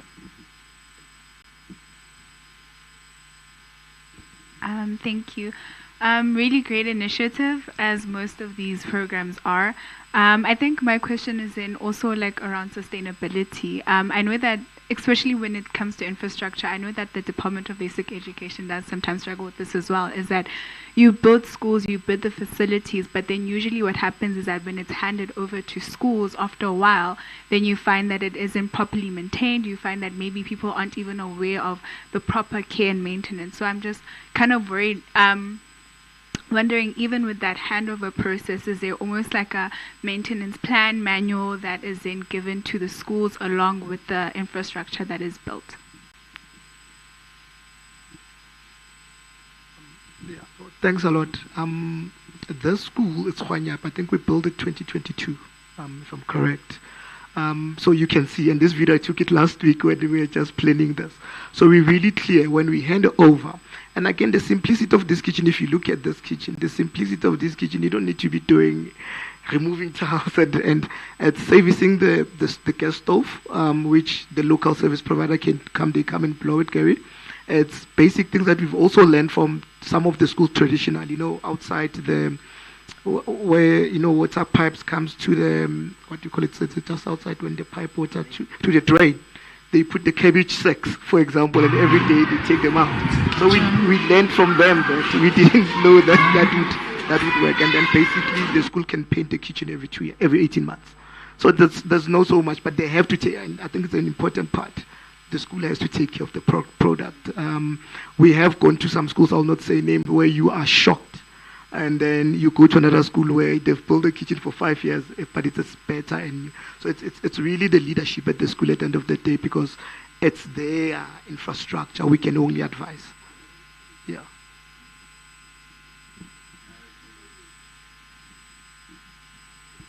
No, thank you very much, Chair, and thank you to Kifilwe for the presentation. And I think we have expressed our our gratitude over and over again over this partnership, because we really regard this partnership as one of the most successful in all the partnerships that we have. I'm not saying that others are not important, but I think, we can point out the impact. And it came just at the right time also that the department had only one meal. And if you count 2011, that's quite a long way. At that time, we didn't have a breakfast program. And having had the breakfast program in certain schools, I think it has really made a difference. And the lessons, the takeaway from this partnership is that we have also, taken that breakfast program to incorporate it in our conditional grant now. And I'm counting that as a success as well, because we could just as well learn the lessons and just duplicate whatever it is that Tiger Brands was doing. But I wanted to, coming back to your question, Gary, when you asked, I thought it was quite a difficult question. But one of the things that Kifilo has highlighted is the manner in which they also, as a partner, have actually solicited other private business to act.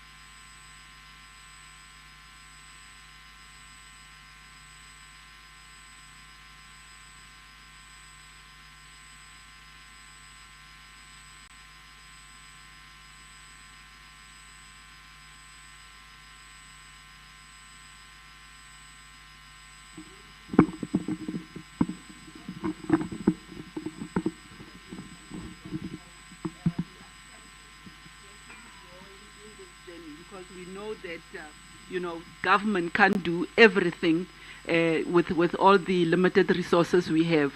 So I was just saying that perhaps for me that's the takeaway, and perhaps the recommendation that we can make to the Commission, to say that we should leverage on the partnership that we have, so that those partners can actually extend their networks and invite them as we agree, as we enter into these collaborations. And for me, that's the biggest takeaway for this day. Thank you. I'm going to also just add on, because, maybe this is the opportunity to have the broader conversation. Because as Kifilo was talking, I'm trying to think about what intellectual property exists from this that can be packaged. I wear the same hat where I'm always asking myself, how can we get MRR done, I don't know, in the Department of Health or the police? Do you know, and by keeping quiet, it's not going to do anything. So I think, Kifilo, you shared a few slides here today, but there is a depth of information there that is valuable.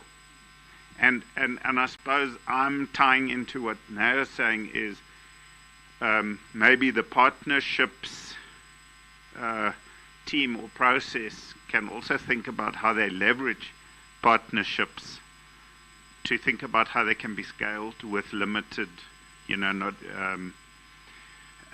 everybody is around for 10 years. And I wouldn't underestimate you. I would almost encourage you to package what you've done for somebody else.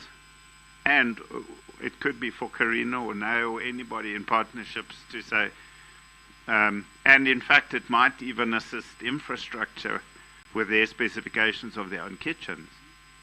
Do you know what I'm saying? Is you've shared a few slides, but to me the real beauty sits behind those processes that you developed, that if somebody wanted to come along and bypass the stakeholder engagement, they're in trouble from the beginning. Do you know what I'm saying? So maybe Knox and I can think about how to frame that piece for this, and I guess the same goes for WASH. You know, I think Mary was talking about Pilo doing the work in the Eastern Cape, and you know, what can get learnt from that. Chantal, is it on infrastructure or more broadly? Thank you. Kafilo, I really like the way you've been thinking about fit for purpose, because we have to also think about ECD. It's easy to do schools. It's easy to, when I say easy, I'm talking that we've had now 30 years of experience. We have beautiful menus. We have ideas of what works. But we have to stretch our minds, because if we are going to only focus on the successes without the scenarios, if I'm sitting in Kwakwa, what is going to help the group that needs this kind of infrastructure? I don't know much about budgets, but I understand there's infrastructure budgets. I understand that there is money in other pots that we should be using if we are going to go with the idea, not the idea, the demand that this is rights-based. Children deserve this. And I really like that the President made it very clear. No child should be left behind. And so I'd like to also say the thinking must be scenario-based. If it's going to be this setting, this is the minimum standard.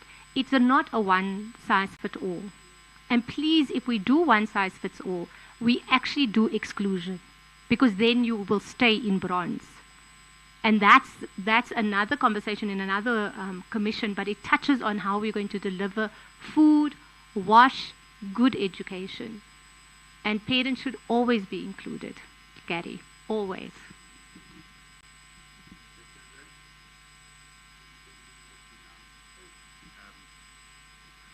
I mean, if you look at what you've managed to achieve, Nayo spoke about the fact that breakfast is now in the conditional grant framework.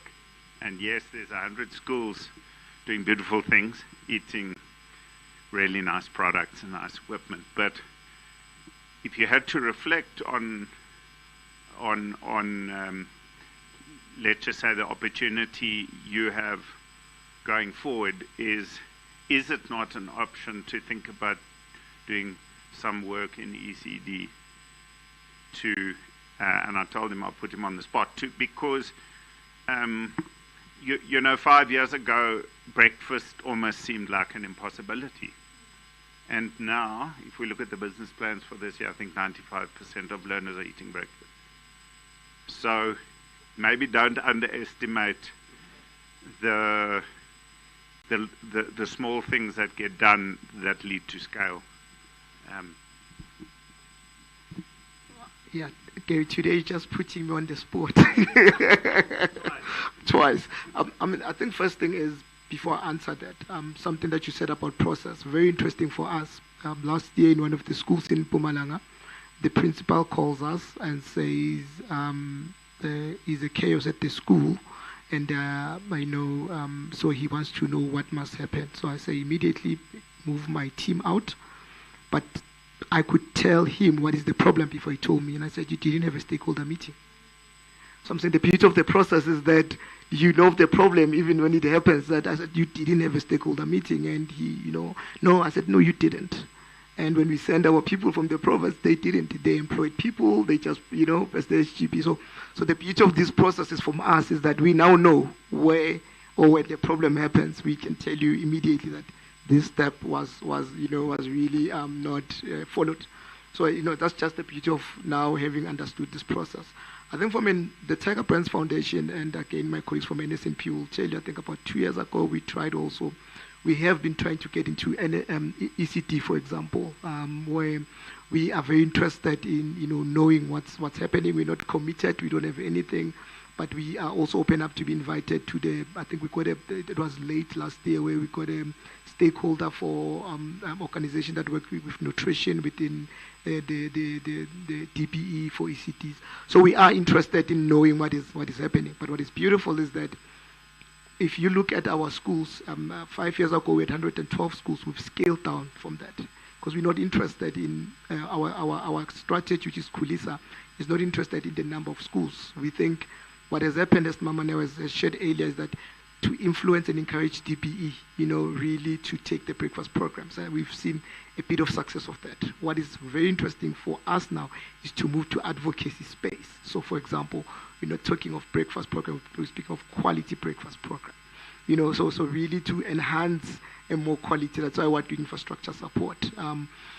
We, through our private partners, one of them, they said to us, look, we see all that you're doing.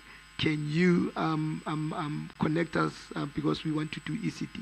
So we try and open those spaces, and Karina will, we try and open those opportunities to say, look, we're not experts, because to be quite honest, we don't also know the quite definition of, for example, infrastructure for ECT. What is the proper, and until there's that policy that is very clear, that then we could be. That's why we don't bill for ECT. We've brought in one of the biggest, SOE of the government. They've got a foundation. I don't know how to say their name, and they have been building or donating containers for ECTs. And we said, there could be a better that we do. So we have those relationships that we're bringing private sector, corporate to ECT.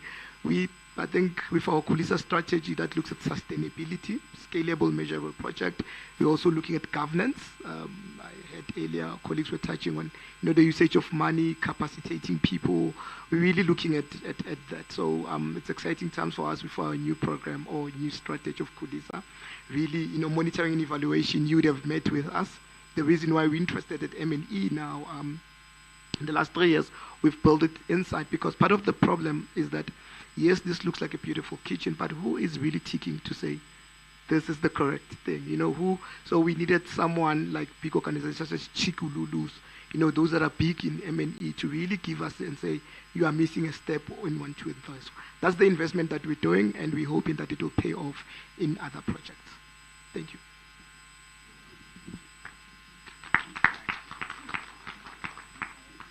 Thank you. So, colleagues, 3:45. If we maybe just go back to the ECD exposure we got around lunchtime from Chantal, and a little bit of the call to action. I think Chantal, you framed success for you as acknowledgement or recognition that that it's more than just a menu, and that there are a whole bunch of children whose nutrition is compromised. Let's just say that.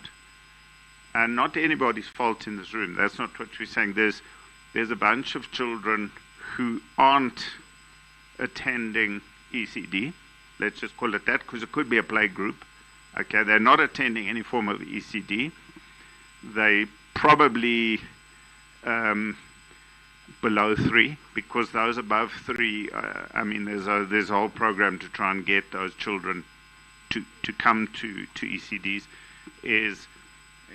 So there's children, young children, who aren't attending creches, whose nutrition is compromised, and we cannot pretend that not fixing it won't cost this country a huge amount. I mean, I don't think we need to go and do the research. Prof. Bandi was just telling us.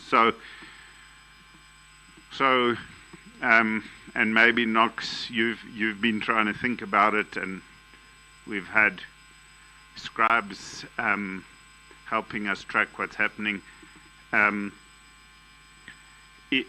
Your calls to action, I remember, was a think tank help us with the other two, and maybe you can help us frame what recognition or how we recognize it in the Commission, as well as maybe some practical, because to me, unless we start thinking about a ministry for future generations, I'm using that as a challenge to think out the box. It's like they don't belong there and they don't belong there. But if we don't sort them out, if we don't help them, we are just perpetuating a big problem.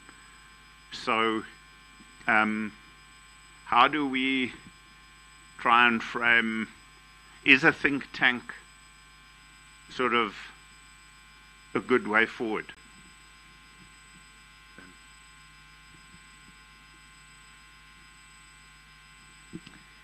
So I've been thinking about this a lot because it's a wicked problem. It's a big problem.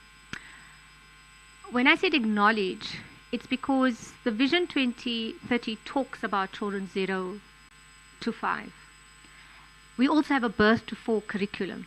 So it's the fact that we've only focused on 3 to 5, it's because we chose our battle. And it is the battle that we need to do now, is getting the registration up, getting children into the system.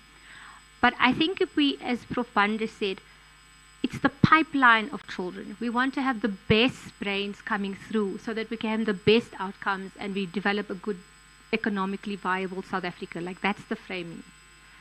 So what do we as DBE see as our role? Maybe it's about convening because we're holding the ECD space. And when I say think tank, it's about coming up with scenarios, thinking through this from the context of where the practitioners are sitting. There is good practice. We just haven't gone out to collate it and understand how it's working. We've looked at what Brazil's done. We've looked at what the Philippines done. Countries have done this before. We're not starting from scratch. I think what I haven't heard is, do we have the aptitude for it? Do we have the disposition to take this on? We started with no school feeding before 1994. We had 1 sandwich. I worked in that program. We piloted in selected spaces. Now we have a 9 or 10 billion daily feed. Like, we've done this. The brains and the experience is in our circles. We need to be able to push ourselves. My objective was just to come here, and the fact that I'm even on the agenda for 0 to 2, because that's what I'm really fighting for, is for 0 to 2, is that can we just at least say we are thinking about how to reach them? We know they are reached by health. They come to the clinics. Are we thinking of a voucher for pregnant women? Are we thinking about the maternity grant? I don't know. I'm not here to put solutions down. I'm saying we have the opportunity. We have the opportunity to try something. But we can never sit in this room and walk away and say, hey, we didn't know about this, or we must hold ourselves accountable. And it is a rights-based issue. So Gary, I don't have practical because practical hasn't been done yet. All I'm telling you is we can carve away. We have the machetes. I don't even know the machete, but we can carve away. We have to try something and we have to pilot, just like when we started, to where we want to take it. Inspiration is what I offered, not solutions. Are you giving it to me officially? Okay. Good afternoon, colleagues. My name is Gilbert Chitaudza. I work for UNICEF.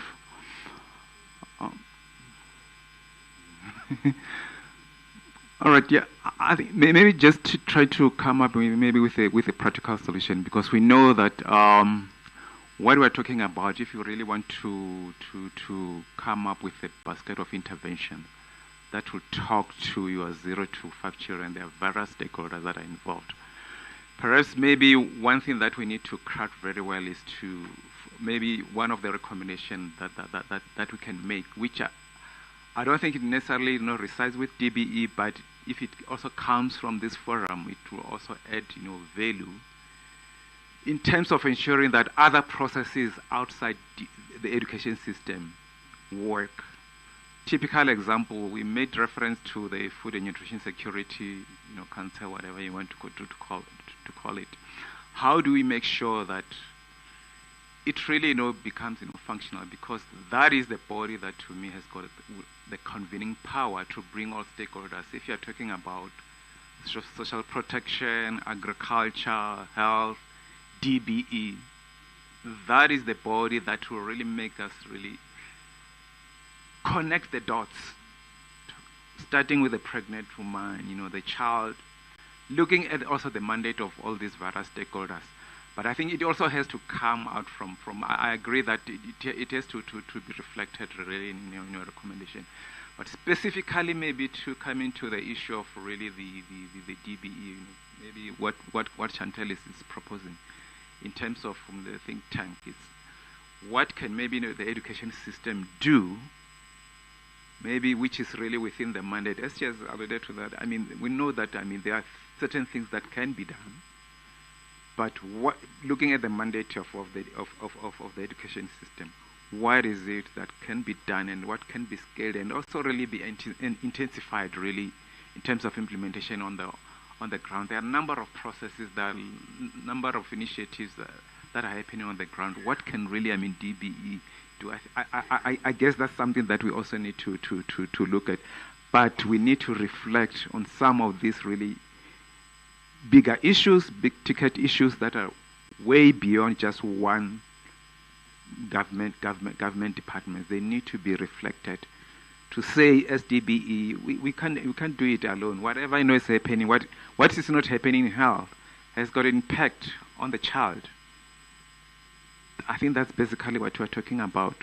What is not happening with social protection has got also an impact on the educational outcomes.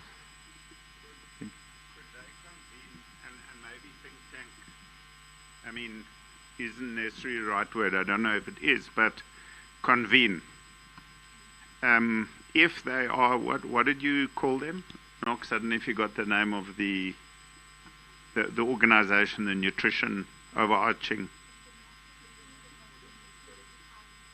National Food and Security Council. But could we not?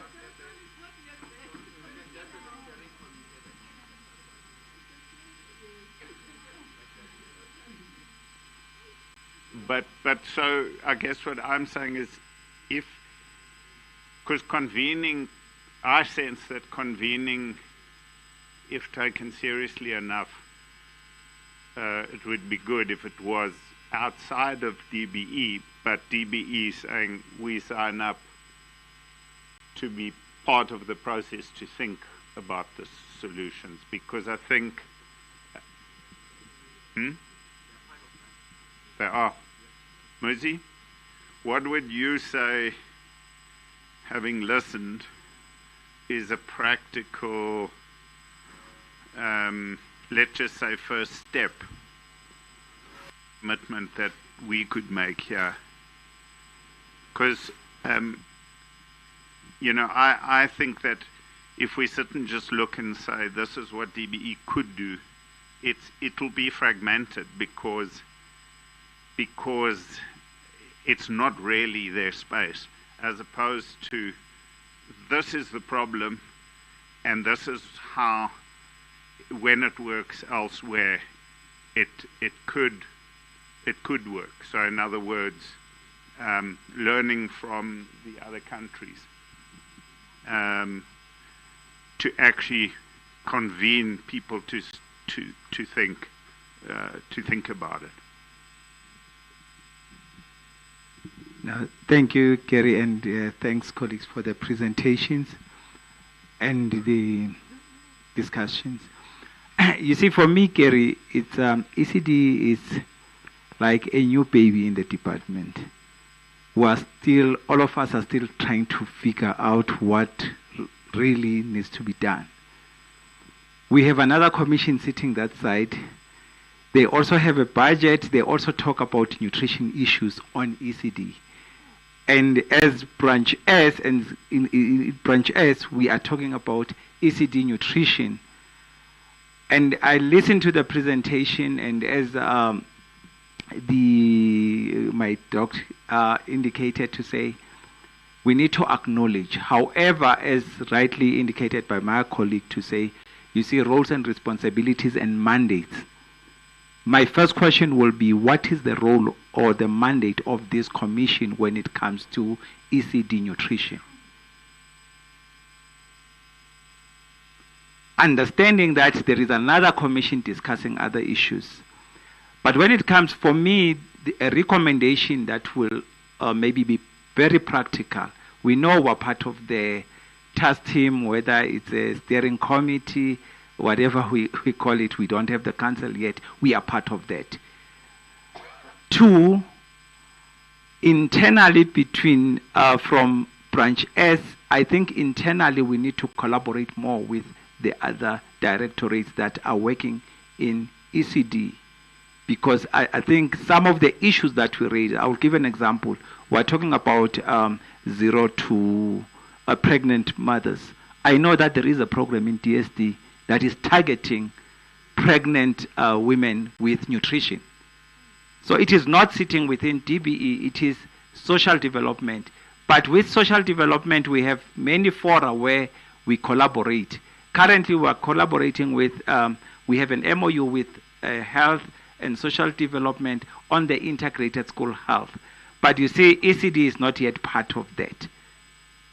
So you see, so for me, it will be also coming to the question of acknowledgement in terms of like the commission, because for me, what will be critical is to look at the presentations that we had, look at the key areas that we are focusing on, and saying, based on the presentation that we want to present in plenary tomorrow, where does a recognition fall under? It might not be on commitments, but somewhere in our presentation, like whether it is in our introductory slides, to say, these are the issues that we are picking, and this is the, we recognize and we are aware that these are the issues that needs to be tackled. But in terms of commitment, then we say, based on the mandate and of this commission, what are we committing to in a very practical way? That is how I will put it. Thank you.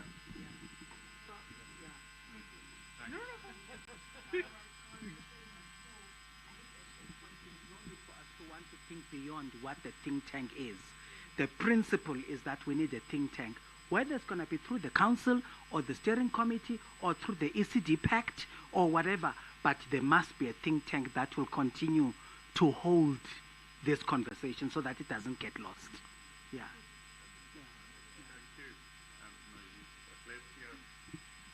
Thank you so much. I'm so sorry for being so selfish putting up my hand now. I just have a flight at 5:30, but I really wanted to make this little. I don't have checked-in luggage, so it's fine. I made sure of that. So yeah. So sorry. My name is Daniel Elnadaf. I'm a researcher and attorney at the Equal Education Law Center, and one thing that I would really like to submit, we consider for recommendation. My focus areas are ECD and budget, and so that's what I really want to speak about. I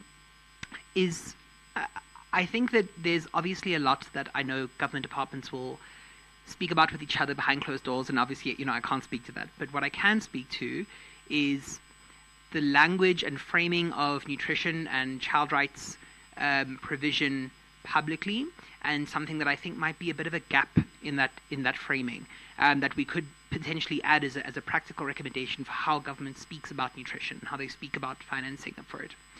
And it's that I think what we're starting to develop as a society is speaking about nutrition as a rights issue, and that's very true. And what, for many difficult reasons, we're often getting better at describing ECD as well is an investment and a growth opportunity. And those are both very true. And unfortunately, we know that one of the reasons we have to make an economic case for ECD is because Treasury is often not very receptive. And it's okay if you don't want to nod your heads publicly, but they're not often very receptive. I mean, we know that universal grade R provision is a legal rights requirement now. It's not just a right; it is a legal mandate, and Treasury has refused to fund that. So we know that just speaking about rights issues, unfortunately, are not always effective, especially in an environment of austerity, or if you don't want to speak about austerity, a constrained fiscal environment. And for that reason, only speaking about ECD as a growth opportunity is also not necessarily going to be completely effective at getting money, because the response we often get from Treasury, as I'm sure government departments do as well, is, well, we have a very high debt to GDP ratio, which is not actually true compared to a lot of similar economies, but we have a high debt to GDP ratio, we have a lot of debt, we need to pay it off. And so what I would like to recommend is that we describe and discuss nutrition and rights provision in the language of debt as well. So what I mean by that is that we keep talking about nutrition costs as a cost we'll either spend this year or in 10 years' time. But we don't talk about the fact, as Prof. Bundy had mentioned, that the fiscal cost we'll pay in 10 years' time for the same group of people will be much higher. And that functions exactly like debt does, because we have the principal debt and the extra amounts we pay are like interest. And so I think it's very important that when we talk about whether to spend money now as Treasury on rights provision or in future, that we're not just framing it as, on the one side, thinking about our debt obligations, and on the other side thinking about positive growth opportunities, which are there, but it's actually which debt would we rather take on. Would we rather take on debt from lending institutions, or would we rather take on debt borrowing from children's futures? Because that's exactly what we're doing. Those children will still need to eat in future, as will other children, but if we can prevent them not having stunting and prevent them from having health issues, and there's a lot of research to show that violence is often inculcated and implicated by nutrition as well, that's a debt reduction we have as well. And so I'd just like to recommend that one practical thing we can do is start speaking about the debt of rights provision failure, and not just the opportunity that can happen when we one day start to do it. Thank you.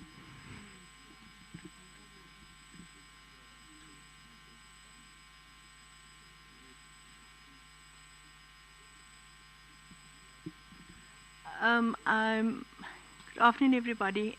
I don't know if I might have the statement wrong, but I think in the call to action of Chantal, she said about making nutrition for 0 to 5-year-olds an essential part of social infrastructure. And I think that is something that when we give our findings back, that we do realize that there are consequences from the state of when the child is conceived and in the stomach, that at the end of the day, what we do at that level and 0 to 2 and stuff is all building blocks to ultimately get to the point where we need to, and then it also will have the benefits as far as the schooling system. So I think that statement, I think it was the number 1 thing where it says it's an essential part, that age group, for that when they start, that the nutrition there is so important, and it mustn't just be treated as a welfare, or that we're just giving things out for nothing.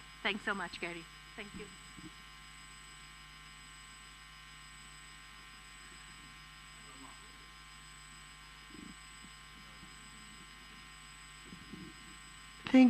Thank you very much, and good afternoon, colleagues. My name is Oma Butani from the ECD, and when we talk about nutrition, we all know that when we, like Chantal has started explaining, that the ECD, the move from the social development, it came in with all those aspects. And part of it, a center has a kind of a kitchen. So my view would be maybe working side by side to either modify the kitchen that are there to me, and to be able to provide a good nutrition to the learners at the center. Because when we do our normal, the new registration, in one of the registration we will request the staff members who are working there. Firstly, the cookers should be there, there should be a teacher, there should be whatever, the resources for the center to be able to operate. And once you enter the center, in one of the reception area, there will be your daily program, which include also the feeding, what is being fed at that center, which is a meal that kids also recognize. So when we try to modify, we'll only try to modify it to meet and try to feed the young minds with a good nutrition that is recommended and that is good for their development. And health is also coming to the center, will also support this. So as a DBE, for the start point is that look what is there, try to modify it, and try to make sure that it meets the respective requirement. Funding, I'm not part of it. Sorry. I'm just again, because I know if you talk of funding, people think it's all about money. There are things that you can get at the center that can assist in terms of the development of the child. And also the practitioners, they know how best care they fit, because you have different age cohorts. You have 2 children that just need a bottle feeding. There are others that need solid, or they are introduced in different, they are introduced to the solids. So modification and working together will conquer this. Thank you.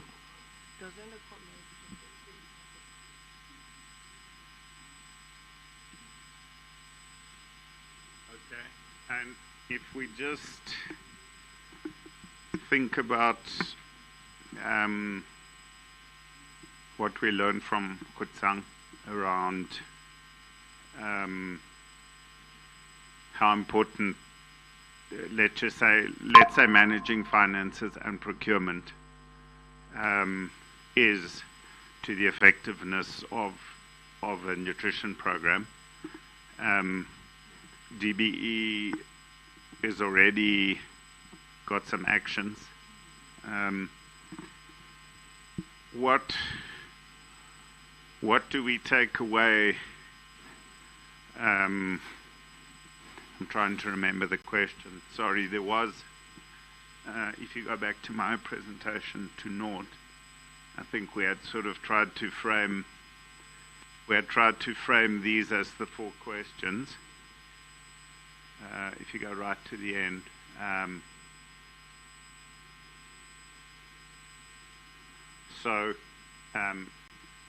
Let's just see if the questions resonate, because we do need to include them. And Chantal, I hope that, I mean, we're also trying to, within this conversation, choose our battles. So I framed it as, why is nutrition imperative for all our children, not just those attending early learning programs? So I was trying to talk about, because those attending early learning programs, there already is a process and a system to get them there.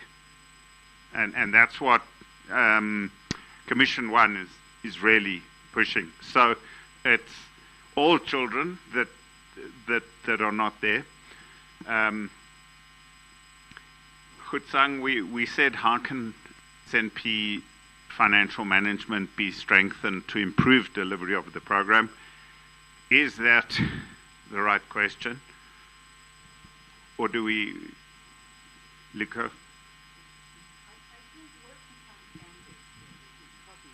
Should probably be our handle on our response to that question, because she laid out the context for us and the terrain. And then when she ended, she said, actually, we already have tools and instruments to strengthen the delivery of NSNP through proper finance and budgeting management. And I think that's a very strong ending that she had there, to say that probably what we need to focus on is the utility of those instruments and tools. Because clearly from the picture that she was painting for us, those instruments and tools are not being used, because if you still have schools that have got a monthly over expenditure of 66,000 here and there and stuff, it means then that they're not using the tools that have been made available to them. So maybe we could consider that as a response to say, we already have systems in place. Let's now just ensure that we ensure that those tools and instruments are used. I don't know how you feel about that, Kutsang. Yeah, but looking at some of these action plans, they're not only talking to the issue of financial management, they are more about really program efficiency. How do we really, build on what we have and ensure that, the program delivers what it's supposed to deliver? Looking at the issue of procurement, financial management, and other aspects that are not going on well within the program. Of course, all of them talk to issues of of financial management. Perhaps we can frame it that way. That's just my recommendation.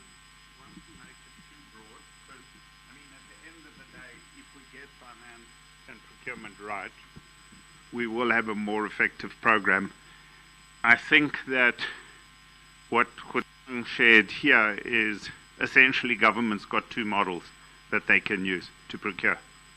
And unless going forward, I'm pretty sure. So it's either there's a tender or there's the school-based model. I think this largely speaks to the things that we can do to improve on that, which is what I think Liko was saying, because the monitoring we're talking about is specifically finance and procurement monitoring and reporting. So I don't know. I kind of liked where Liko went, and the reason I put in my question to improve program delivery, which is essentially what you're saying. So I'm saying let's not do finance for the sake of finance or procurement because the Auditor General thinks it's a problem. Let's do it because the children get better fed, which is essentially what MRR is monitoring. Could we...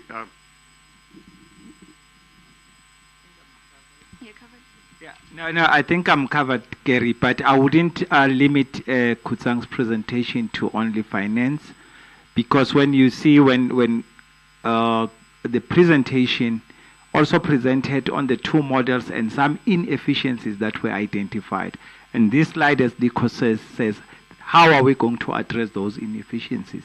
These are some of the recommendations. So for me, it's looking at it to say, yes, we have a viable program that is functioning. However, these are some of the inefficiencies that we have identified, not necessarily on finance only, but if you go back. But this was a summary of to say, so now how do we address those inefficiencies? And these are some to say maybe we strengthen those, as you are saying. Thank you.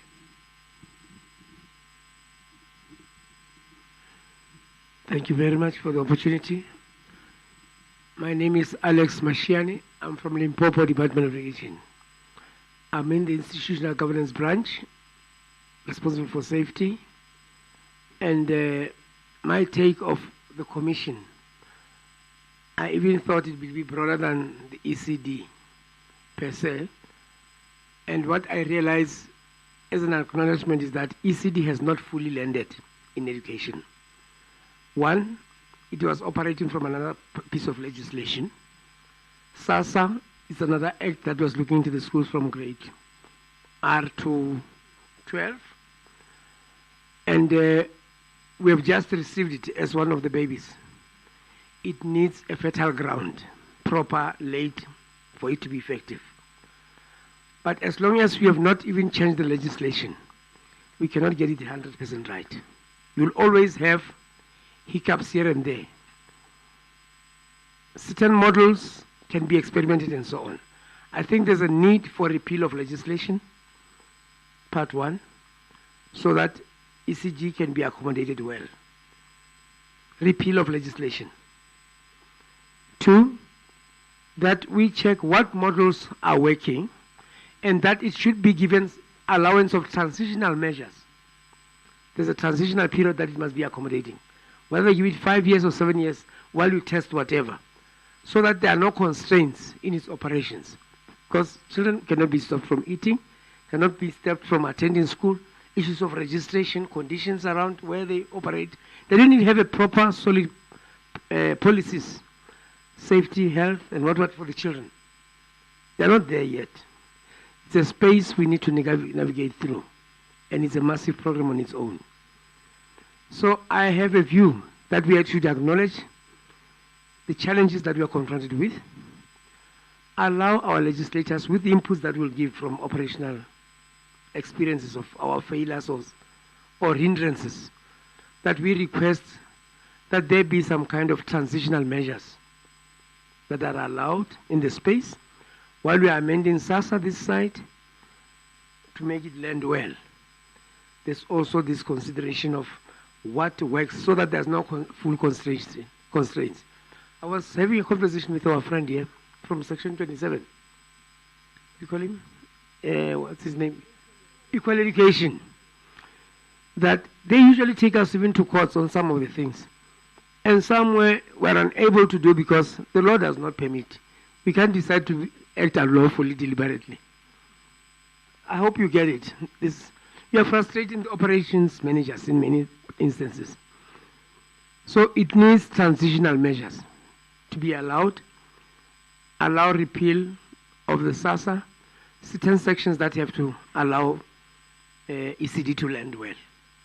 Then based on that, I'm sure there's a lot of things that we'll be able to do while we adapt with others that are doable and continue with them and take good practice where it is and allow it to happen. We don't even have the norms proper for the numbers of learners and so on, the ratios and what. There's a lot of space that still has to be dealt with. That's my little input.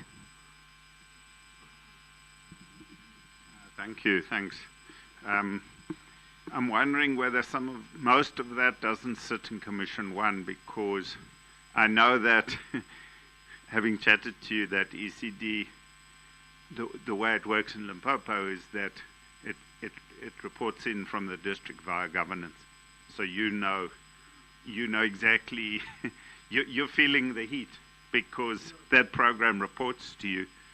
And I think that we may want to think about what you're saying and somehow link it with Commission 1, because I think they are the people. I mean, yes, we may have a nutrition responsibility to support and help, because I mean the subsidy doesn't come through the NSNP, it comes through the other DDG's route.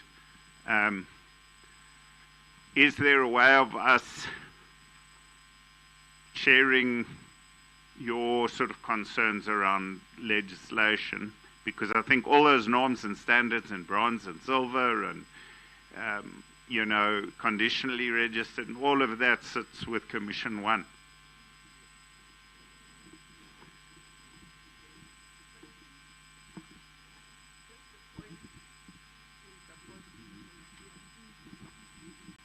But I think exactly the point that we are in separate rooms, for me, is a problem. And I think Chantel has also, highlighted some of those things that need to be discussed with the other branch. So perhaps that should be a very strong recommendation that comes from this commission to emphasize and to make a lot of noise around the fact that we are in separate rooms and yet the beneficiary is one. Because the policy issues that Mr. Mashiane is talking about, they might be talking about that, and I mean, we have, even from the beginning, we were talking about, at the beginning it was good. I don't know what happened. Because we had work streams, and me and Mr. Ndlovu, he was health and I was nutrition, but we were in that work stream. And we were meeting for one or two occasions, then everything just collapsed. So, but I'm feeling the pain, and I can, feel the pain of provinces. When provinces ask us questions, we have no answers, because we don't know what's happening next door, in terms of the systemic, transformative approach that their sector is taking. Now we are talking about this piece of service, and yet, you know, we are missing out on the overarching, you know, objectives, strategies, you know, so that we can all be in line, or aligned rather. So that's my advocacy for today in this commission, to say, let there be a strong recommendation to say we should be in one room with the other unit.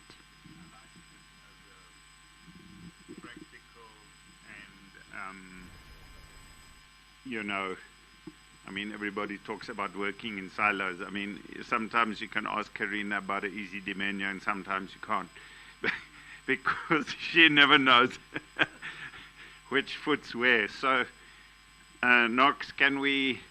I think we should put that as a proposal to say that, and I don't know if it's branch S or just the NSNP, or maybe you can help to understand. Okay.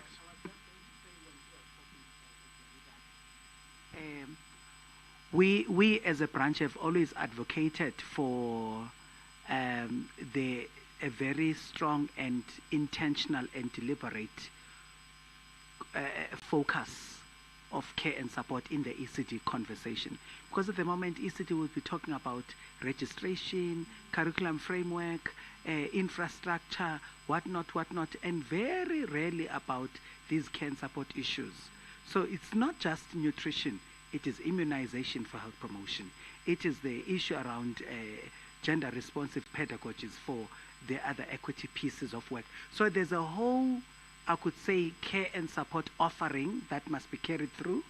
And I think when we report it, we could say that that should not, because Sis Now is correct, when we started, we were resolute that that's what we're going to be responsible for when we participate in those engagements. But we kind of fall away because people get tired to talk about this stuff, and yet it is probably the most important stuff. You know, so I think they mustn't get tired. They must pull us through in those continuing conversations. But it's not a bad thing that Commission 5 has had this focus here, because it means that we've incubated the conversation. But what we'll then do as the DP is to then carry this piece over to the commission that deals with ECD, so that continually when they have these lehotlas, they have a focus on care and support in that space. Yeah.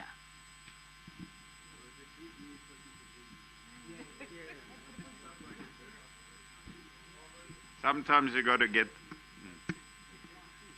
open the door on this side of the passage, and that one. But I think that's what these things are all about, and I think thank you for your sharing. As I say, you feel the heat right there in Waterberg. Or where are you? Which district? Ah, yeah, that's right. So.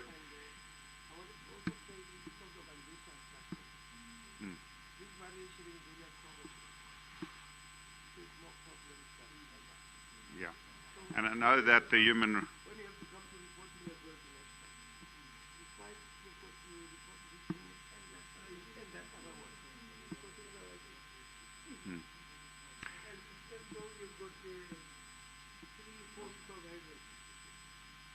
Yeah, and I hear you, and I work there in Limpopo. Look, Kelly, don't worry. He's had this issue for 17 years. So he knows that because he's been in the system. And this is what he's been trying about, like this variation. 17 years, we're never going to get that one right. We will retire and it's still there. But, sorry. No. For me, Kelly,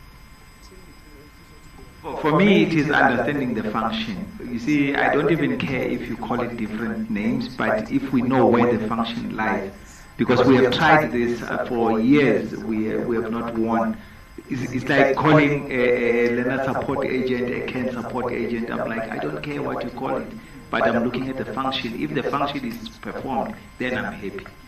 Yeah. Thanks. 25 past 4. What haven't we covered?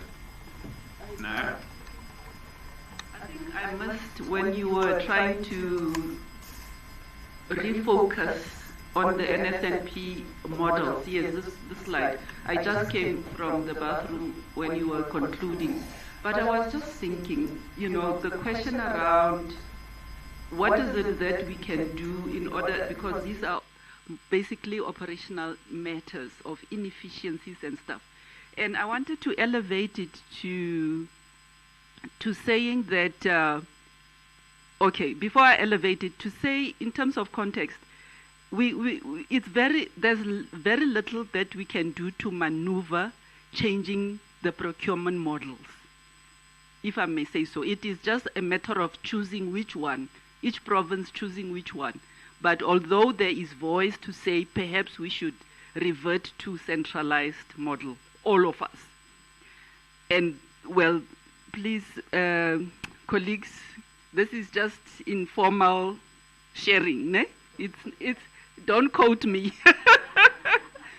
Eh? That pronouncement will be made formally, right? But I wanted to say, you know, in order to address those inefficiencies, perhaps we need a certain level of accountability as well as participation of community partners, everybody who's in this room, to say that, is there anything that I can do to support this nutrition program in order to make it more efficient? In my little corner anyway, in one way or the other. The things that are happening in schools, which are not reported in our quarterly reports, we don't know about.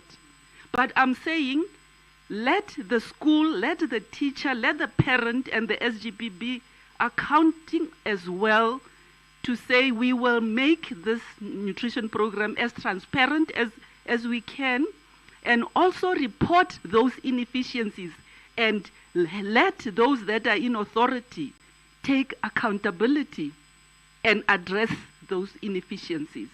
Because honestly, I cannot be in 21,000 schools every day together with my team. I'm sorry to say that, but we're trying to sample schools in terms of the MRR. We only sample a few schools in a month, and therefore, what about the rest? So all I'm saying is let this be a co-responsibility of the school community and not only of the monitors that go to school. I don't know if, you know, I'm making sense. So I don't know whether we can find ways of an advocacy to actually speak much more about this accountability of each and every one as a citizen of this country. Yes. May I also propose to commission some small research around this? It's very important that you get inputs from the schools, what they think works best. Commission some research in provinces. Commission some research on the best models, best practices, the challenges. That with that kind of research as a baseline, it might give ways. You know, certain solutions may come from the bottom, informing us as bureaucrats on what best will work for the schools. Because they are the people operationally on the ground who have their own ways of doing things, and they do it very well. And you find even communities around are very excited. Unfortunately, the legislation around it is not in harmony with what they are doing. But you might find that kind of a space might allow for better things. Commission some research and see what best models could come out of this. Afternoon, Minister. Welcome to Commission 5. We'll give you the priority of the mic. You've come quite towards the end, but welcome. Thank you very much. And I've just really enjoyed listening to some of the inputs that have been coming from the colleagues. And, you know, this is really, and I would like to agree with you, that this is really one of the biggest investments that is made in our education system. A very large amount of money is spent on the school nutrition program. But I also want to affirm that we are seeing its radical impact. It's a radical impact in being able to keep learners in school, learners staying longer, learners performing better. So the collective call to action that says, can we have national pride that says each and every one of us has a responsibility to somehow be accountable, to somehow be reliable, and also to be ethical. Things like hearing that teachers are pocketing food, going to schools and going to homes with them, those are things we don't want to hear, because also they taint the very ethical people who are rocking up at schools and trying to do their best. To your question around what works best, I think there has to be a certain level of uniformity, but a certain level of also flexibility for things that are province specific. So let me make an example. A province that is agriculturally rich. So I was recently at an area in the Eastern Cape where they are literally, in Elliotdale, they are literally by the sea. And they were saying that we fish here. Lobster is something that we have for every other day. So why is it that we can't be part of the school nutrition program? Why can't it is that we can't contribute? Why can't it is that we can't have community gardens? So I think there definitely has to be a policy direction at a national level, but some level of flexibility with accountability mechanisms at a local level that takes into account, I think, the local circumstances. Because there are farmers who are saying, we want to be able to produce good food for our children. We want to be able to, at a reduced price, in fact. So the inefficiencies can be dealt with, I think, from a structural point of view, from a policy point of view. But some flexibility, I think, is also needed at a local level to allow people some creativity to see how best they can contribute. Thank you.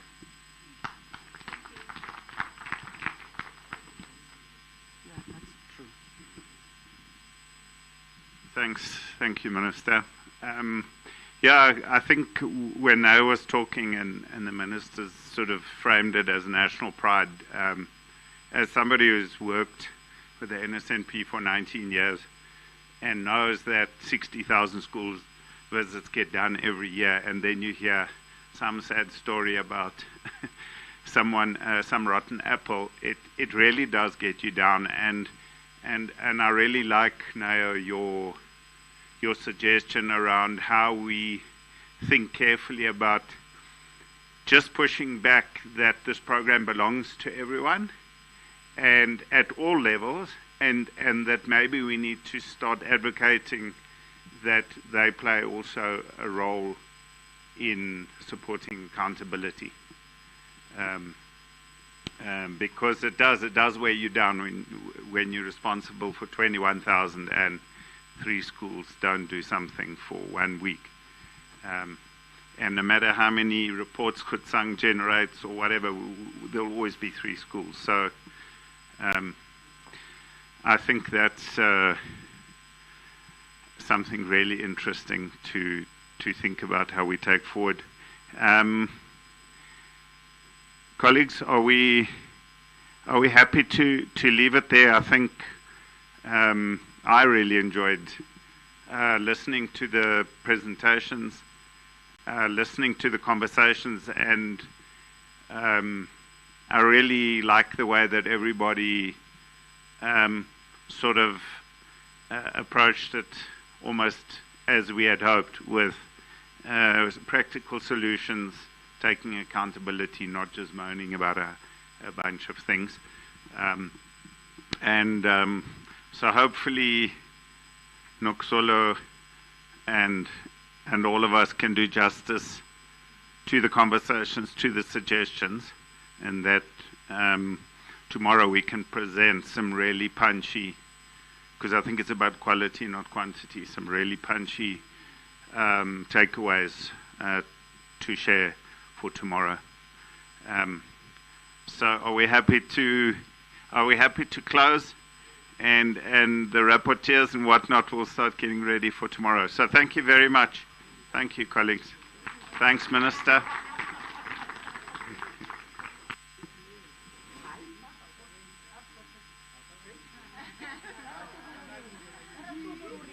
Thank you for your help. Thanks, Manya. Thank you for your help.